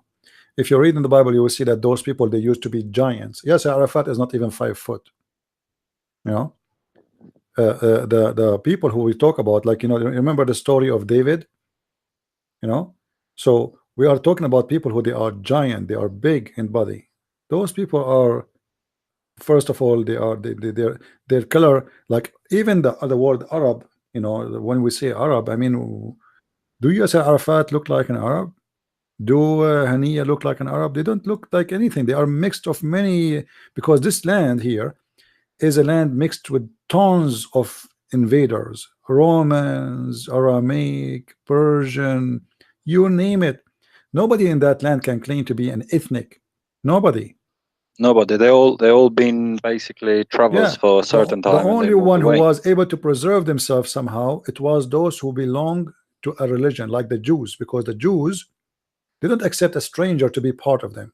You cannot convert to be a Jew. Well, to be honest, the name Jew means man from Judea, right? And the name Judea already exists today. Yeah, we know what the name coming from, but we know when we say Jews now, we are talking about the tribes of Israel. So you cannot convert. You cannot convert to be a Jewish as a religion, not a Jewish as an ethnic. And that preserve the ethnic, but doesn't mean that the Jews did not mix with other people, because remember, they took them as slaves. You can imagine how many women they got raped, you know. So everybody is mixed. There's nobody can claim to be he is from a race, because you have invader from everywhere. Even the Egyptian, they enslave the children of Israel for hundreds of years. So they took them, all the nation, they took them to Egypt, and then the Persian, they took them the same. They took them all the way to Iraq. So this is a nation which is scattered everywhere, and that land, where was the Palestinian at that time in that land? Where we can find them? What language they were speaking? The only language was exist in that place is the Aramaic. Arabic never entered that place. The first one who changed the language of those territories, it was Abdul Malik ibn Marwan, the Caliphate, the Umayyad Caliphate. Before that, all that land, they speak Aramaic. This is why Jesus himself, he spoke Aramaic. This is why part of the Old Testament written in, not only in Hebrew, written in Aramaic and even Egyptian, because remember that the Jews, they've been enslaved by the Egyptians, so they have part of their history written in the Egyptian language, part of their history written in the Aramaic language, and part of their history written in their original language, which is the Hebrew. So the Quran confirms in front of us, and this is the most important when I deal with a Muslim, that Allah assigned the Holy Land to the Jews. So if you are a person who wanna speak with honesty, who is the one who started the conflict, as they call it today, conflict between the Jews, or the Israeli, and the Palestinians, as they call them? It is Allah. the verse in front of us. Allah is the one who ordered the Jews to go and take the land which he called it holy, and he says in the Quran, it is assigned to you. If we ask the Muslims, is Allah all knowing? They will say yes. Okay, Allah the all knowing, why he told them to go and take the land of the Palestinians? They say, oh, at that time the Palestinians, they were not Muslims, so it's okay to take their land. Well, if Allah is all knowing, don't he knew that later those Jews, they will claim that this is their land based on what he told them, that this is a land assigned to you, go and take it? Don't he? Obviously Allah do not know. He was not aware. Muhammad, when he made this verse, he's not the best schemers, planners. Yeah, because if Allah he knew that one day those people they will become Muslims, why you are asking the Jews to go and take that land? And remember, this verse is written in the time of Muhammad, and Muhammad obviously he is speaking, he's bad mouthing the Jews for not killing the Palestinians. He's reporting the bad Jews now. Those are the bad. If you read here the verses after, it says when he said that to them to go and do attack, they said, "O Moses, in this land there are people exceeding strength. Never shall we enter it." Why is saying exceeding strength? Because they are speaking about the giant Palestinian, and this is shown even in Islamic books. Those people are giants. They are big. They are huge. We can't even fight them. And remember, the fight is by sword, so we cannot find those people. They are extended. They have extreme strength. We cannot fight them. We are no match. And then he said, we will not enter it until they leave it. Then Allah, because they are bad people, only Allah here is praising only two Jews who say they accept Allah, but among their Allah fearing men were two on whom Allah had bestowed his grace. They said, assault them at the proper gate. Once you are in victory, will be yours. So only two Jews agreed with Moses to do jihad from all the nation of Israel. And then because they said they don't want to go, they said, "O Moses, why they remain there? Never shall we be able to enter to the end of time. Go do, etc." And then you will see Allah, because of that, he forbid them from entering the Holy Land for 40 years as a punishment for not attacking the Palestinians. So the Quran is speaking about, because they refused to kill the Palestinians, Allah he punished them not to enter the land for 40 years. What is the justification of Muslims for that? Is very simple. They say at that time it's okay to kill the Palestinians because they are not Muslims. As simple as that. Because the Palestinians didn't believe in Allah and Moses did believe in Allah, so it's okay to kill. You know, it's okay to kill them because they are like animals. You know, you can kill them. This is the logic of the Quran. You can kill anyone. Is it a Muslim? I think if you ask Shabir Ali, he will just play around and never answer the question. Oh, Shabir Ali. I don't know if you watched his page on website where his daughter, who's got loads of makeup, and ask him questions. This is his daughter, or this is? Yeah, that's his daughter. Yeah. Really? Yeah. As far as I know. Actually, I made a video about it, but I thought this is not his daughter. I thought this is somebody making an interview. I think he's the daughter. Actually, I think he's the daughter. Yeah, but it's haram in Islam to have this. You know, since when? I know. And to be honest, I mean, I see more makeup on the amount of makeup I see on these girls with hijab or whatever you want to call it. It's ridiculous. I mean, so much makeup. You think, what is wrong with you? My friend, in the Middle East, women, Muslim women, they use something is called bayad. Well, that bayad is made from zinc. It's very harmful, very, very harmful, but it does something amazing. It makes your skin like a skin of a baby. So you will see a woman, she is using that cream, and her face will look so white, and her skin will look like if she is just born yesterday. But without the makeup, they look so scary and so disgusting, because what this makeup does, it destroys your skin. over time. Over time, and each time you use it, next time you have to use more, because the effect of it, that the skin is not responding no more, you know. So each time you use, you have to put more and more. So after 10 years, the girl who is 30, she will look like she is 60. Yeah, but then after 10 years is no problem, because then you can cover fully.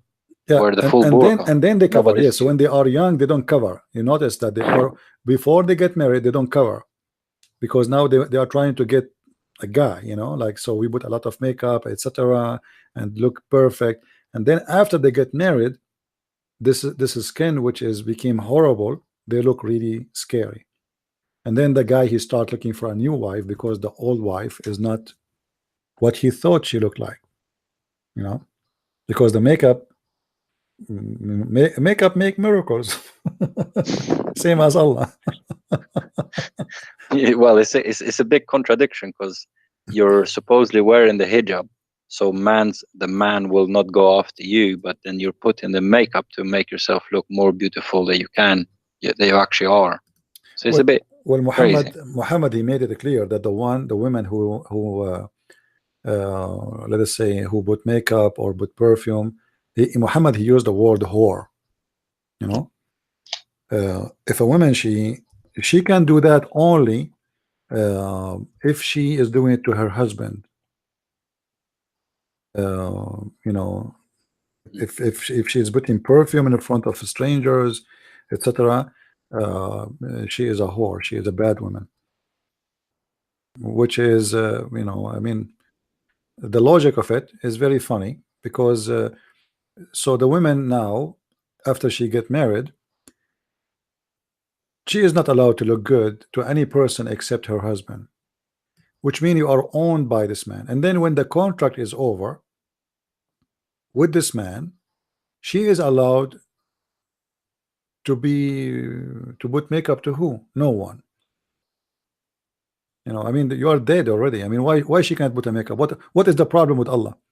You see, putting a makeup will not make a woman bad or good. It's what she do.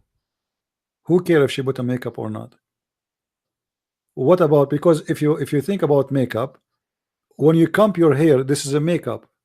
It is makeup, because you're trying to look good. Yeah, you are just making up something to make it look better, you know.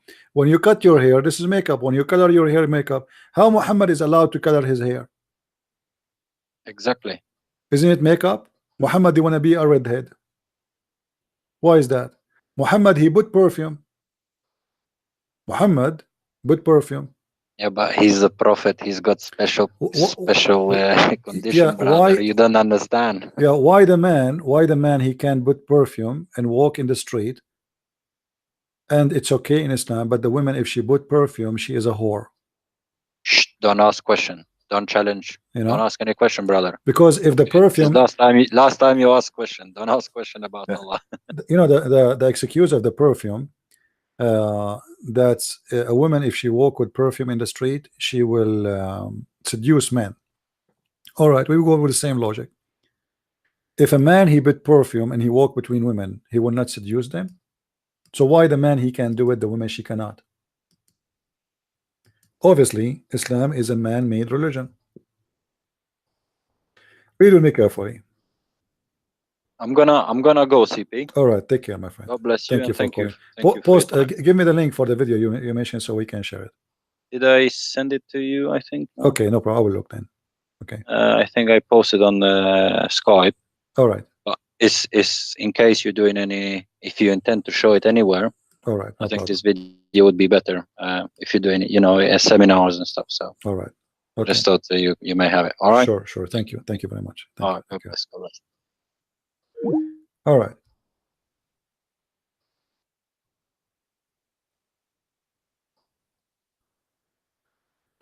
Let us see.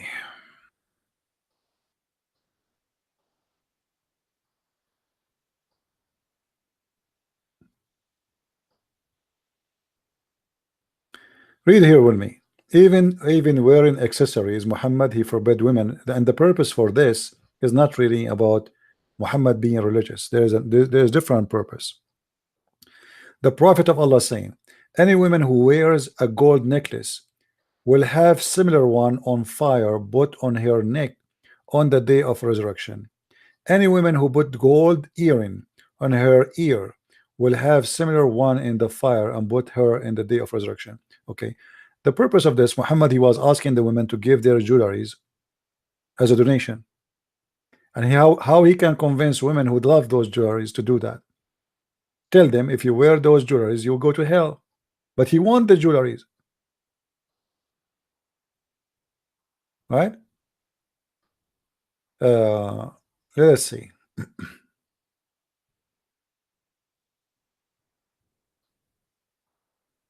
Here we go.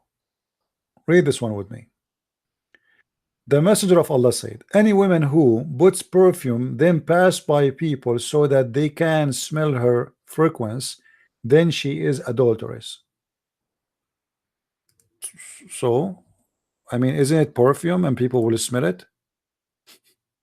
Why she is an adulteress? The Prophet himself, he put perfume. Why the Prophet, if he put perfume,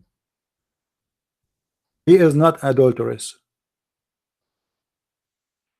But if a woman, who is more really? I mean, the man. Why the man he need the perfume, but the woman should not do that?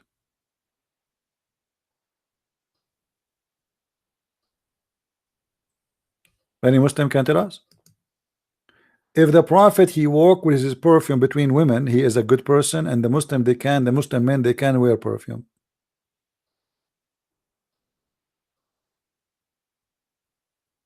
Everything in this religion is very funny and very weird.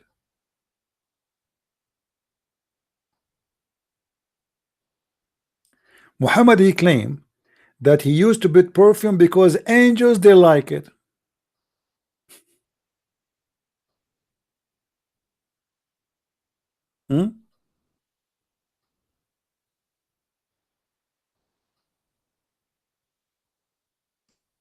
Let me see if I can find this hadith about the Prophet farting, because even the fart of the Prophet is something. It's a perfume.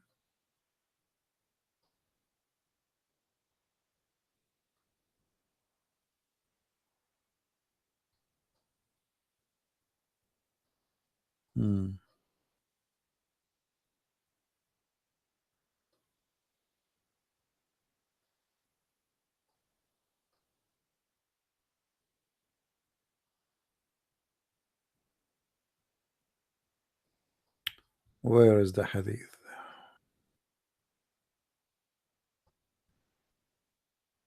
Yeah, those websites are not easy to find.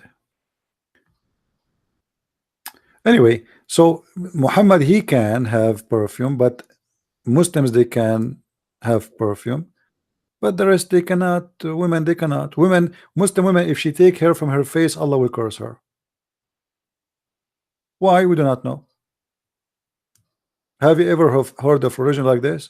If a man take hair, Muhammad he order his men to color their hair, to shave their mustache, but if a woman she take hair from her face, Allah will curse her.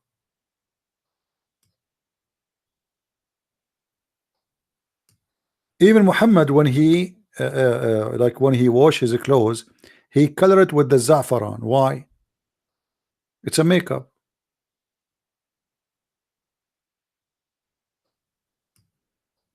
Let me see if I can find this one here.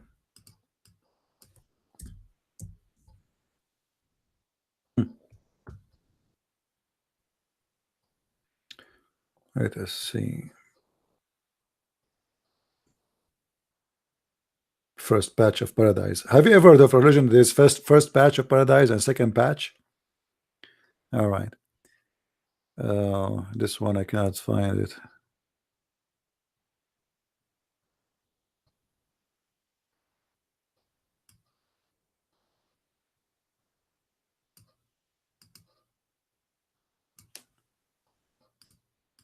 Yeah, this website is horrible. Really, you cannot find.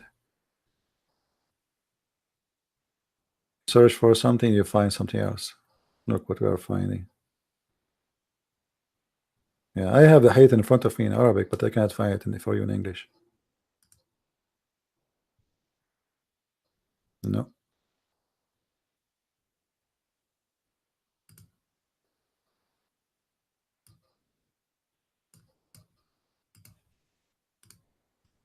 Not even one.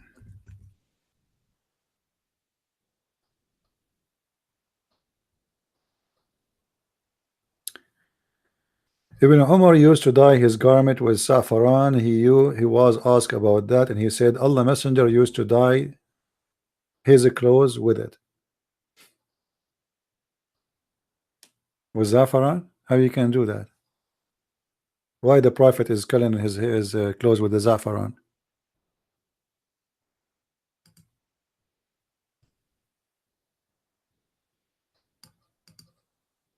The answer is very simple. Muhammad, when he washed his clothes with the saffron, they said to you this guy was poor. His saffron is something cheap. So he washed his clothes with saffron in order to make his clothes smell good. That's the whole story.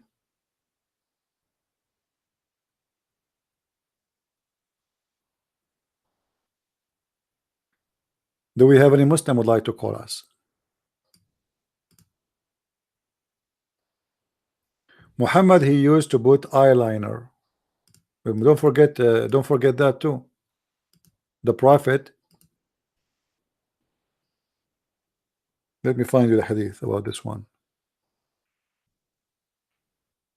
He used to do it 3 times a day. Why? Why a prophet of God he wanna put eyeliner in his face, in his eyes? Let us see where we can find the hadith.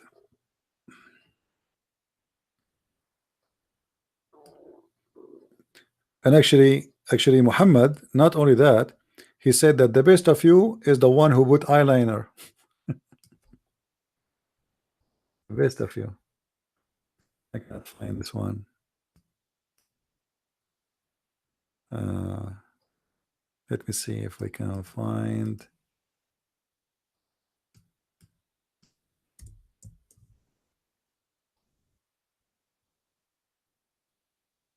There we go. Muhammad is teaching the Muslim men to put eyeliner because it grows their eyelashes. Do you see it, guys? Do you see it?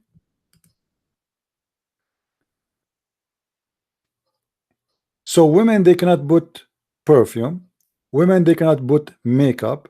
But men, Muhammad saying to them, the best of you is the one who use kuhl, because that will make it bright the eyesight and strengthen the growth of the eyelashes. I mean, what Muhammad is a makeup advisor. The best of you, the best of your kuhl is anonymity, antinomy. I'm not sure what that means. Yeah, an athmad. Okay, for it's improved the eyesight and makes their hair eyelashes grow. This is a prophet of God. Isn't it? This is a makeup advice. Isn't it eyeliner a makeup? A man he putting kuhl in his eyes. Why? So a woman, she put makeup, she is a whore, she is a bad woman. But a man putting makeup, trying hard to grow his eyelashes. And there is tons of those stories. The Prophet SAWS said, wear your white garment, for they are among the best garment, and shroud your dead in them, among the best type of colorum you use, etc. Vision, make their hair source. Advice for hair, advice for eyeliner, advice for. Muhammad was a salon guy. You know, he have a salon open for makeup. Are we lying, Muslims?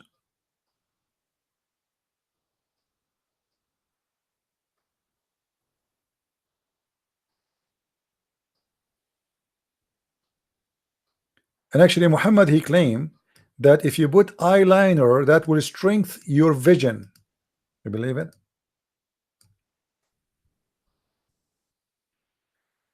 I can't find.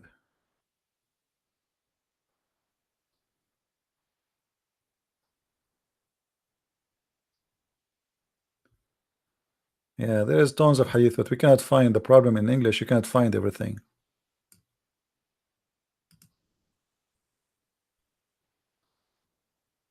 Yeah. Anyway, maybe any Muslim left? Any Muslim?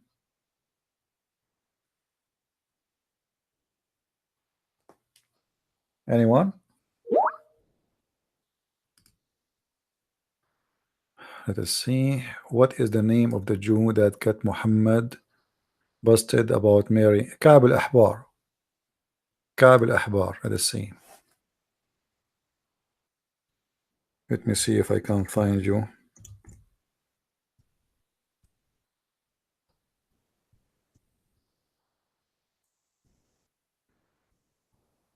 Maybe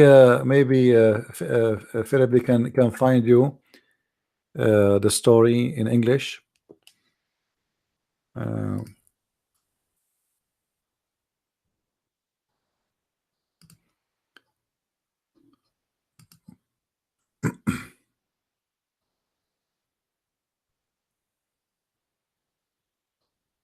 Let us see.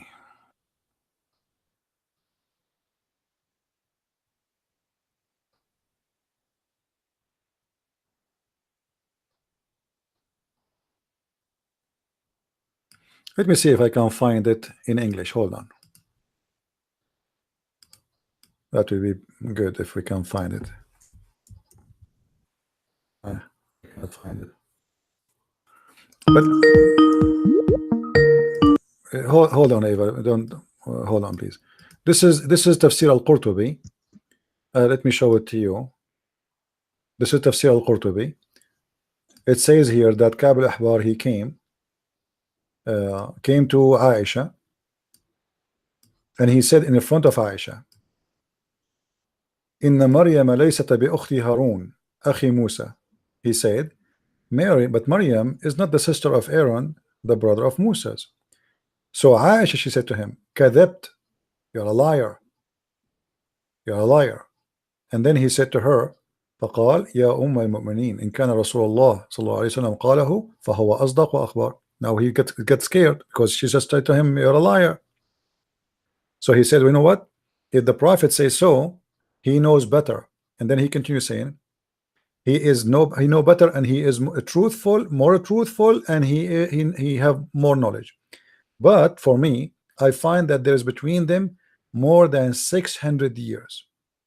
And then she continues said, and then Aisha, she kept her mouth silent. And that will prove that Muhammad, when he came home, he heard Aisha speaking about what Ka'b al-Ahbar said. That this is wrong. Ka'b al-Ahbar, he was here. Ka'b al-Ahbar is not, just to translate to you what Ka'b al-Ahbar means. Ka'b al-Ahbar is not a name. Ka'b al-Ahbar is like a bishop for the rabbis. He is like the most important rabbi in the town. This guy, he is saying, confirming to Aisha that this is not right. Mary is not the sister of Aaron, and there is between them 600 years. And Aisha, she did not say to him, oh, you get it wrong. No, she said to him, you are a liar. Now he felt the heat. Her husband will come, and she will say to him that Ka'b al-Ahbar, he was here, and he just said so and so. So he said, to save his ass from being killed, he said, well, you know what, the Prophet know better, know best for sure. I mean, who am I? At the end of the day, he is the Prophet. He is truthful, and he know better. However, as I know, there is more than 600 years between them. And then Aisha should not say anything addition. And the hate in front of me. So if you can find the hate in English, that would be good. Go ahead, Eva. How are you? Hi, good evening. I have actually I had one question because I was debating a Muslim earlier, and I had to leave the group because he kept taking away my comments. He was speaking about something about a bracelet of Shisha or something. It should prove that Muhammad had prophesied about taking over a part of the country, and it should be there. theirs to rule for 9 years, and then they would lose it again because of the Persian. Yeah, but this is not what happened. It's the opposite. You see, I know what he's talking about the Roman. Yeah, the Romans and the Persian. Yeah. But I cannot find it because I just left the room. I was so fed up every time I answered him. He deleted my comments. So I was wondering if you knew what he was talking about, because I was like, "Urgh! Yeah, I'm so out of this group because this is a waste of time." This is in chapter 30, verse number 4. But here the problem is that the Roman, they lost the war, and Muhammad, he said that the Roman, they will be victorious again. But here there's many mistakes, by the way. The Muslim, they say to us that the Roman, they are the Christians. At that time, the Christians, they have their Bible is corrupt. But you will notice here that the Quran consider the Roman as believers, for they will be victorious and they will rejoice. And then he used the word, I'm not sure who's calling. Please let us finish answering the person, and then you can call me after. Then he says they will be victorious fi bid'i sinin. Bid'a in Arabic is a word you use between the number 3 and 9.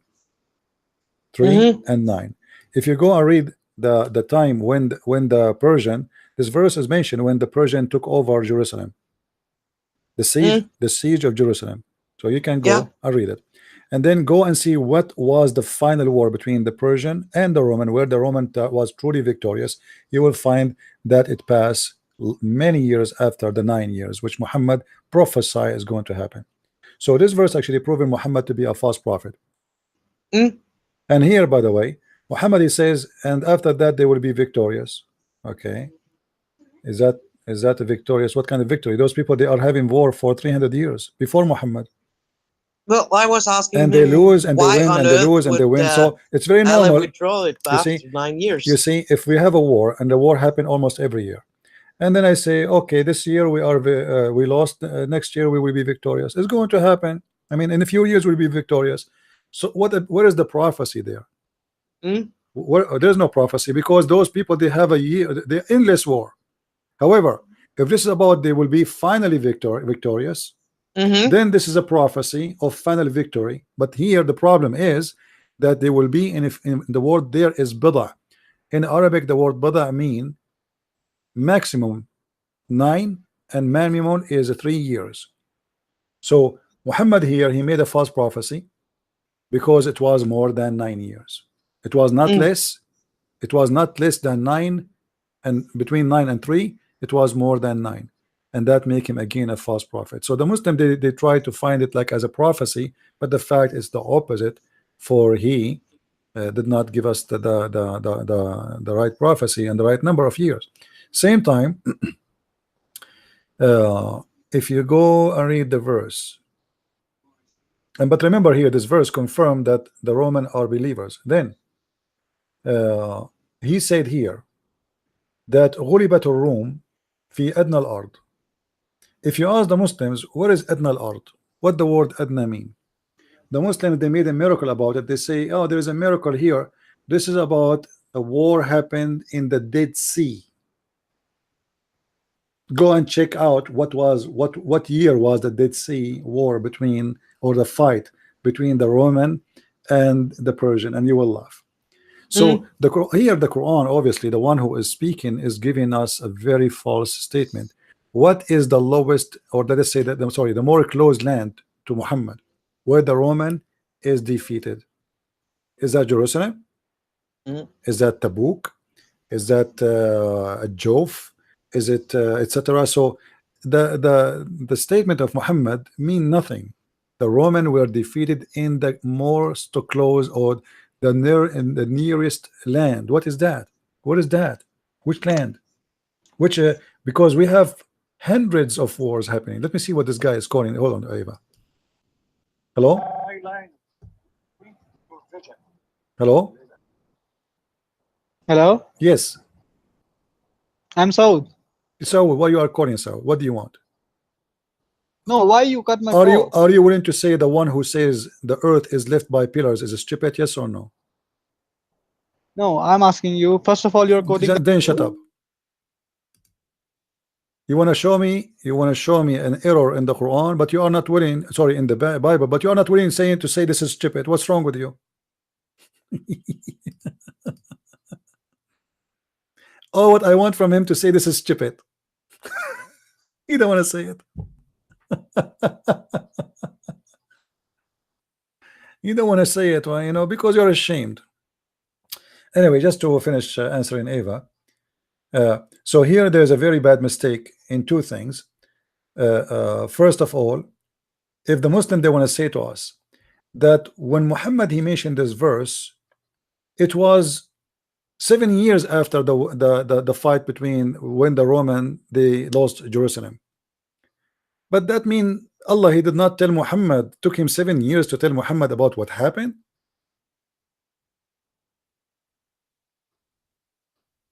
How this happened?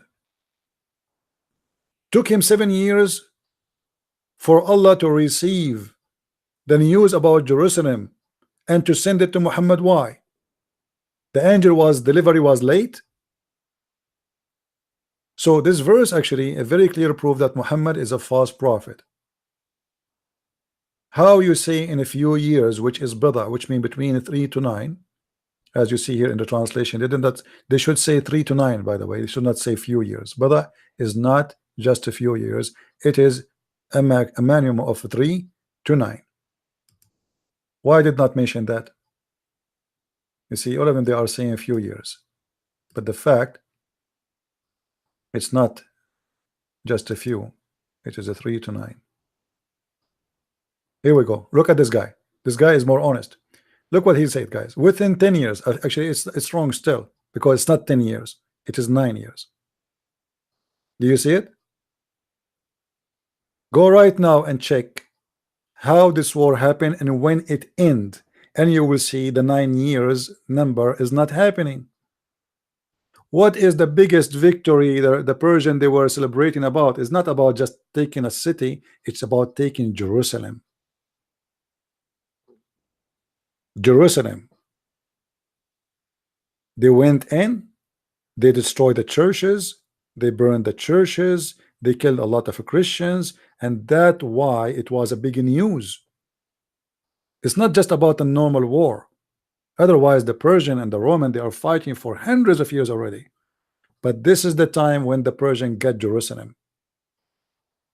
So the news arrive. Actually, you know what? Why we don't go and see the interpretation of the verse so the Muslims will, you know, will not say we are making things up, right? Let's go to chapter 30, verse number.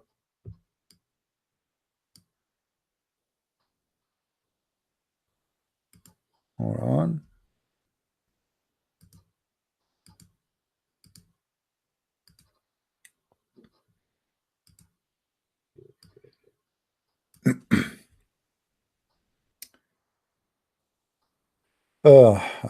You will see here, even they are mentioning here in the interpretation within 7 years from now.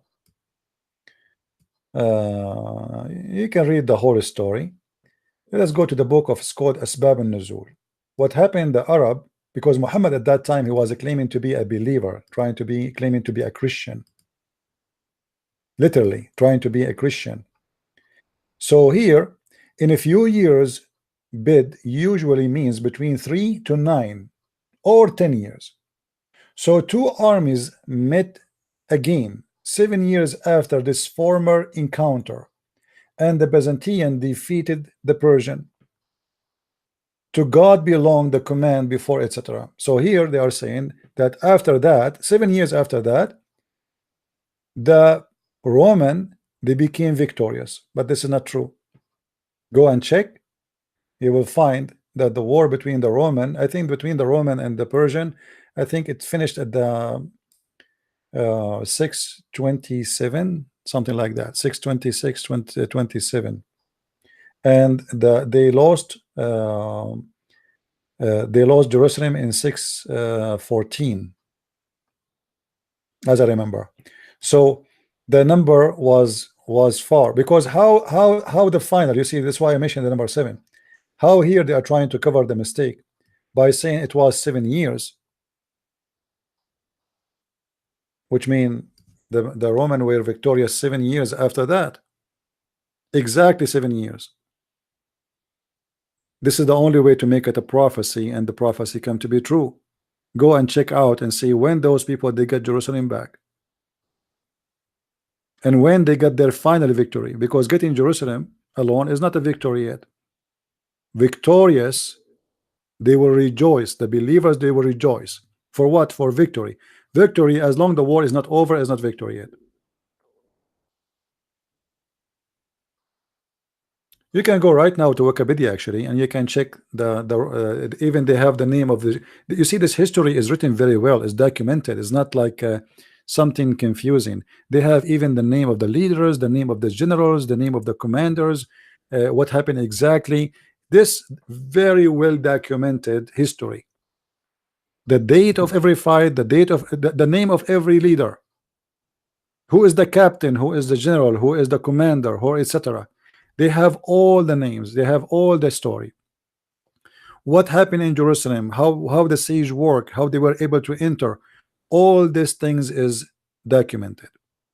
So here it was a false prophecy. In the same time, there's a mistake that the Byzantine they will be victorious and the believers will shall rejoice. Question: why the believers will rejoice? Any Muslim can tell me? Let me go back to Eva. Sorry, Eva, we put you on back on hold. Are you there, Eva? Yeah. Okay. Just a moment. I have to find my Skype so that I can mute it over there. Because I was trying to figure this out and saying the same thing to this guy before I left the group. But actually, I had another thing for this young Saud person. Because when I was looking for an answer for this stupid guy, I found Sahih Muslim, book 20, Hadith 4688. I don't know if it rings a bell with you. Yeah, what is Hadith about? Is it again? Sahih Muslim, book 20, Hadith 4688. It's about how Allah is going to judge the martyr who had been battling for Allah, and he says, you did not, you lie, you did it for your own purpose. And the scholar comes and says stuff like that, you did it for your own good, and so on. So actually I wanted the Saud boy to actually read Sahih Muslim book 20, Hadith 4688, because that is what he's trying to do. Yeah, you know, actually sorry, just here we have an article written by Sam Shamoun, and here we have some details like history, because this is numbers. This is not about you know. Here the admin was posting this link. I advise people to go and read it because it have better details of all the dates. You will see here the dates, how in the year 620 Hercules invade Persian Empire, etc. in December, etc. So here all of this is documented, and you can go and read and check it yourself. So if the Muslim consider that this is a proof that Muhammad is a prophet, actually this is the opposite. It's a proof that Muhammad is a false prophet. It is not what they claim. If you read actually here, look like Sam Shamoun here, he did a good study. He said, according to Yusuf Ali, in the Arabic word of a few years, Bida signifies a period of 3 to 9 years. Yet, according to historical record, the victory did not come until nearly between years 14 years later. The Persian defeated by the Byzantine and captured Jerusalem about 614 or 15. The Byzantine counter-offensive did not begin until AD 622, and the victory was not complete until 628, making the period between 13 to 14 years, not a few years as listed in the Quran. And here you will see all the reference for those who like to study.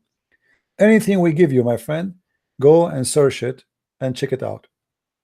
That is not a verse to prove Muhammad to be a prophet. That is a verse to prove the opposite. Muhammad is a false prophet again. And here the question which Muslims refuse to answer. Why Allah saying the believer will rejoice for the victory of the Byzantine? Any Muslim can tell me why? Do we have any Muslim want to tell us why? Do you want to say anything else additional to this jihad thing about the hadith? No. Okay, let's give a chance. Maybe a Muslim will call us. Maybe we can get Abdul. He can tell us. All right. Thank you, dear, for calling. Thank you. Yeah. Any Muslim will tell us why the believers will rejoice if the Roman they get victory? Anyone? How in the world the Roman, if we ask the Muslims why the Roman was attacked by Muhammad, they will say they are disbelievers. They will say that Allah, he asked the Roman to come and join Islam. But the Quran is saying that you are going to rejoice for they are believers being victorious. The Muslims will be victorious, or the Byzantine. They will say to you, the Byzantine. Who is the one will be, rejoicing? The believers. Which believers? Any Muslim can tell me? Why in the world you will be rejoicing for the Roman to be victorious?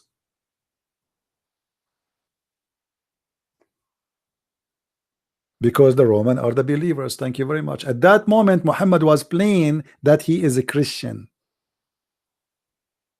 They were making fun of him because his people, they lost the war. So Muhammad, he felt it's offensive, the news is coming. We as a Christians, we lost the war. So he said, in a few years, fi bid'a sinin, within 3 to 9 years, they will be victorious, Allah told me. And it's in front of you. Otherwise, I challenge anyone to tell me why the Muslims will be rejoicing for the Roman being victorious. It's like saying to me, the Muslim will be rejoicing for Trump being victorious. Guys, are you getting my point? Why in the world you Muslims will rejoice for the victory of the Roman? Nobody have an answer. But the answer is very simple. Muhammad was playing a Christian at that time, as usual. He play a Jew with the Jew. He play a Buddha with the Buddha. He play Hindu. It's like Obama. Obama, he go to Jerusalem, he wear the Jewish hat. He go to Cairo, he's a Muslim. He go to church, he is a Christian. He go with the atheist, he make fun of the Bible. A scam. Muhammad, he sit with the Arab who worship idols. He worshiped the idols with them. This is what it's called satanic verses, and we have reference of it. Muhammad with the Jews, he took the Torah and he swear by the Torah and he say, I believe in the thee and who is the one who sent thee. Muhammad with the Christians, he is rejoicing for the victory of the believer, the Roman. Muhammad now is a Christian. Tomorrow is a Hindu. Depend he is with who and between who. That is Muhammad. Let me see if here we go. This is the video of YouTube for the video here. Okay, hold on. Guys, this is the video made by Unmasking the Fools. I advise you, all of you, to save it and watch it and share it. Is the video coming? This is the video. Unmasking the Fool, he called me and to tell me about this is a video I made before, but he did some editing. This guy is a really he have his sense of humor. So like he did some work, which is very hard, by the way, to make a video like those. It take a lot of time because you have to look for something fit with this stupid thing, etc. So I did not watch it yet, but I guarantee you it's going to be funny. So after we finish, watch it. Click at the link right away. Open the browser, put it in the side, and you can watch it after we finish. Anyway, I'm done for tonight, and I hope I will try tomorrow if I can. I have a book I'm trying to finish, and this book is about Paul and the apostles of Jesus and Islam. It's going to be a small book, and actually, one of you, he gave me an like a smart idea. is to make a book about animals in Islam. And I agree with that person, smart idea. I will make a book after that, after I finish this apostle book. And you will be surprised, guys, about what you will find in the coming book about Paul, about the apostle of Jesus and their place in Islam. Muslims are stupid when they insult Paul. They have no idea what is written about Paul. So I hope maybe in 2 weeks from now I will finish it, because it's going to be small. I'm not going to make it big. You know, the point of the book is always to give enough reference to prove your point. When you meet that target, there's no need to keep writing. You know what I mean? So I hope maybe in 2 weeks or 3 weeks already I am like in, you know, I wrote it might be like 40 pages, 50 pages, small tiny book, but it's enough for you to refute any Muslim when you attack Paul. And then let us see what the Muslims will say when they notice how stupid their accusation against Paul, because they don't know what is written in their books. You see, you will not find one Muslim scholar attacking Paul ever. You will not find one statement of Muhammad attacking Paul ever. And then we need to understand the gap of this history. Why the Muslims today, they are bad-mouthing Paul when their history, their historian, their scholars, their prophet never mentioned Paul in a bad word. Is Zakir Naik, he know more than Muhammad? Maybe. Did that maybe he know that Paul was bad, but Muhammad was an idiot? He don't have enough education about Paul? And this is what we will discuss in this coming book. And you guys, you will like it. Now, don't forget, for those who did not get my new release book, it's already in Amazon. It's called Sex and Allah. I advise you to have the book. It's a very nice one, not because it's written by me, which is a reason to be nice, I agree. But no, it's really a very how many of you have it already? How many of you have the book already? Anyone receive it already? I know, like the one who sent me this pictures, for sure he have the books. That's why he's taking pictures of them.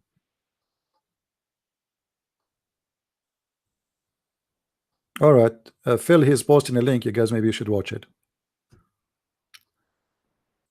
I want to see what do you think about the book. If you have it already, please let me know, especially if you have the two volume number 1 and volume number 2. Now, volume number 2 is kind of a priceless. Volume number 1, it is the key for volume number 2, which means you need to get both. Don't get one and don't get the other, because they complete each other. You know, I made them 2 volume to separate the topic. In the same time, it's easy to purchase. As simple as that. So I want to hear, maybe next time, you guys, if any of you have the books, if you have a questions, if you have a comment, and really I appreciate any of you if you can make a review by video about the books. You don't have to show yourself in the screen. You know, I mean, in the camera. You can point the camera at the books and you talk about it. All right, and let people see what this book is about. Say what is negative, say what is positive. All right, so I want to say thank you guys for being here. Rational, he received them. Okay, Rational, let me know. And don't forget, by the way, after you finish reading the books, don't forget please to go to Amazon and make a review. You know, Muslim, they make a review without even buying the book, and I know they will get me one, but even the one, it's good for me, because you know, Muslim do not know that the more review the book get, even if it's negative, it's mean the book have really good value. And a Muslim giving me a 1-star review, it is an honor. It's going to be actually horrible if a Muslim gave me 5 stars. That's mean my book is garbage, because there's no way a Muslim will say to me bless you unless I am a liar, unless I'm saying Muhammad is a good man. As simple as that. So I want to say thank you guys for being here. May the Lord bless you. And I will try tomorrow to be here, but I don't promise. As I said, I'm really busy with my book, but I will try to be here, but maybe for a shorter time if I could. Thank you for being here. May the Lord bless you all. And until we see you tomorrow, Christ is Lord, Islam is false. And we'll see you soon again. Bye-bye. Take care.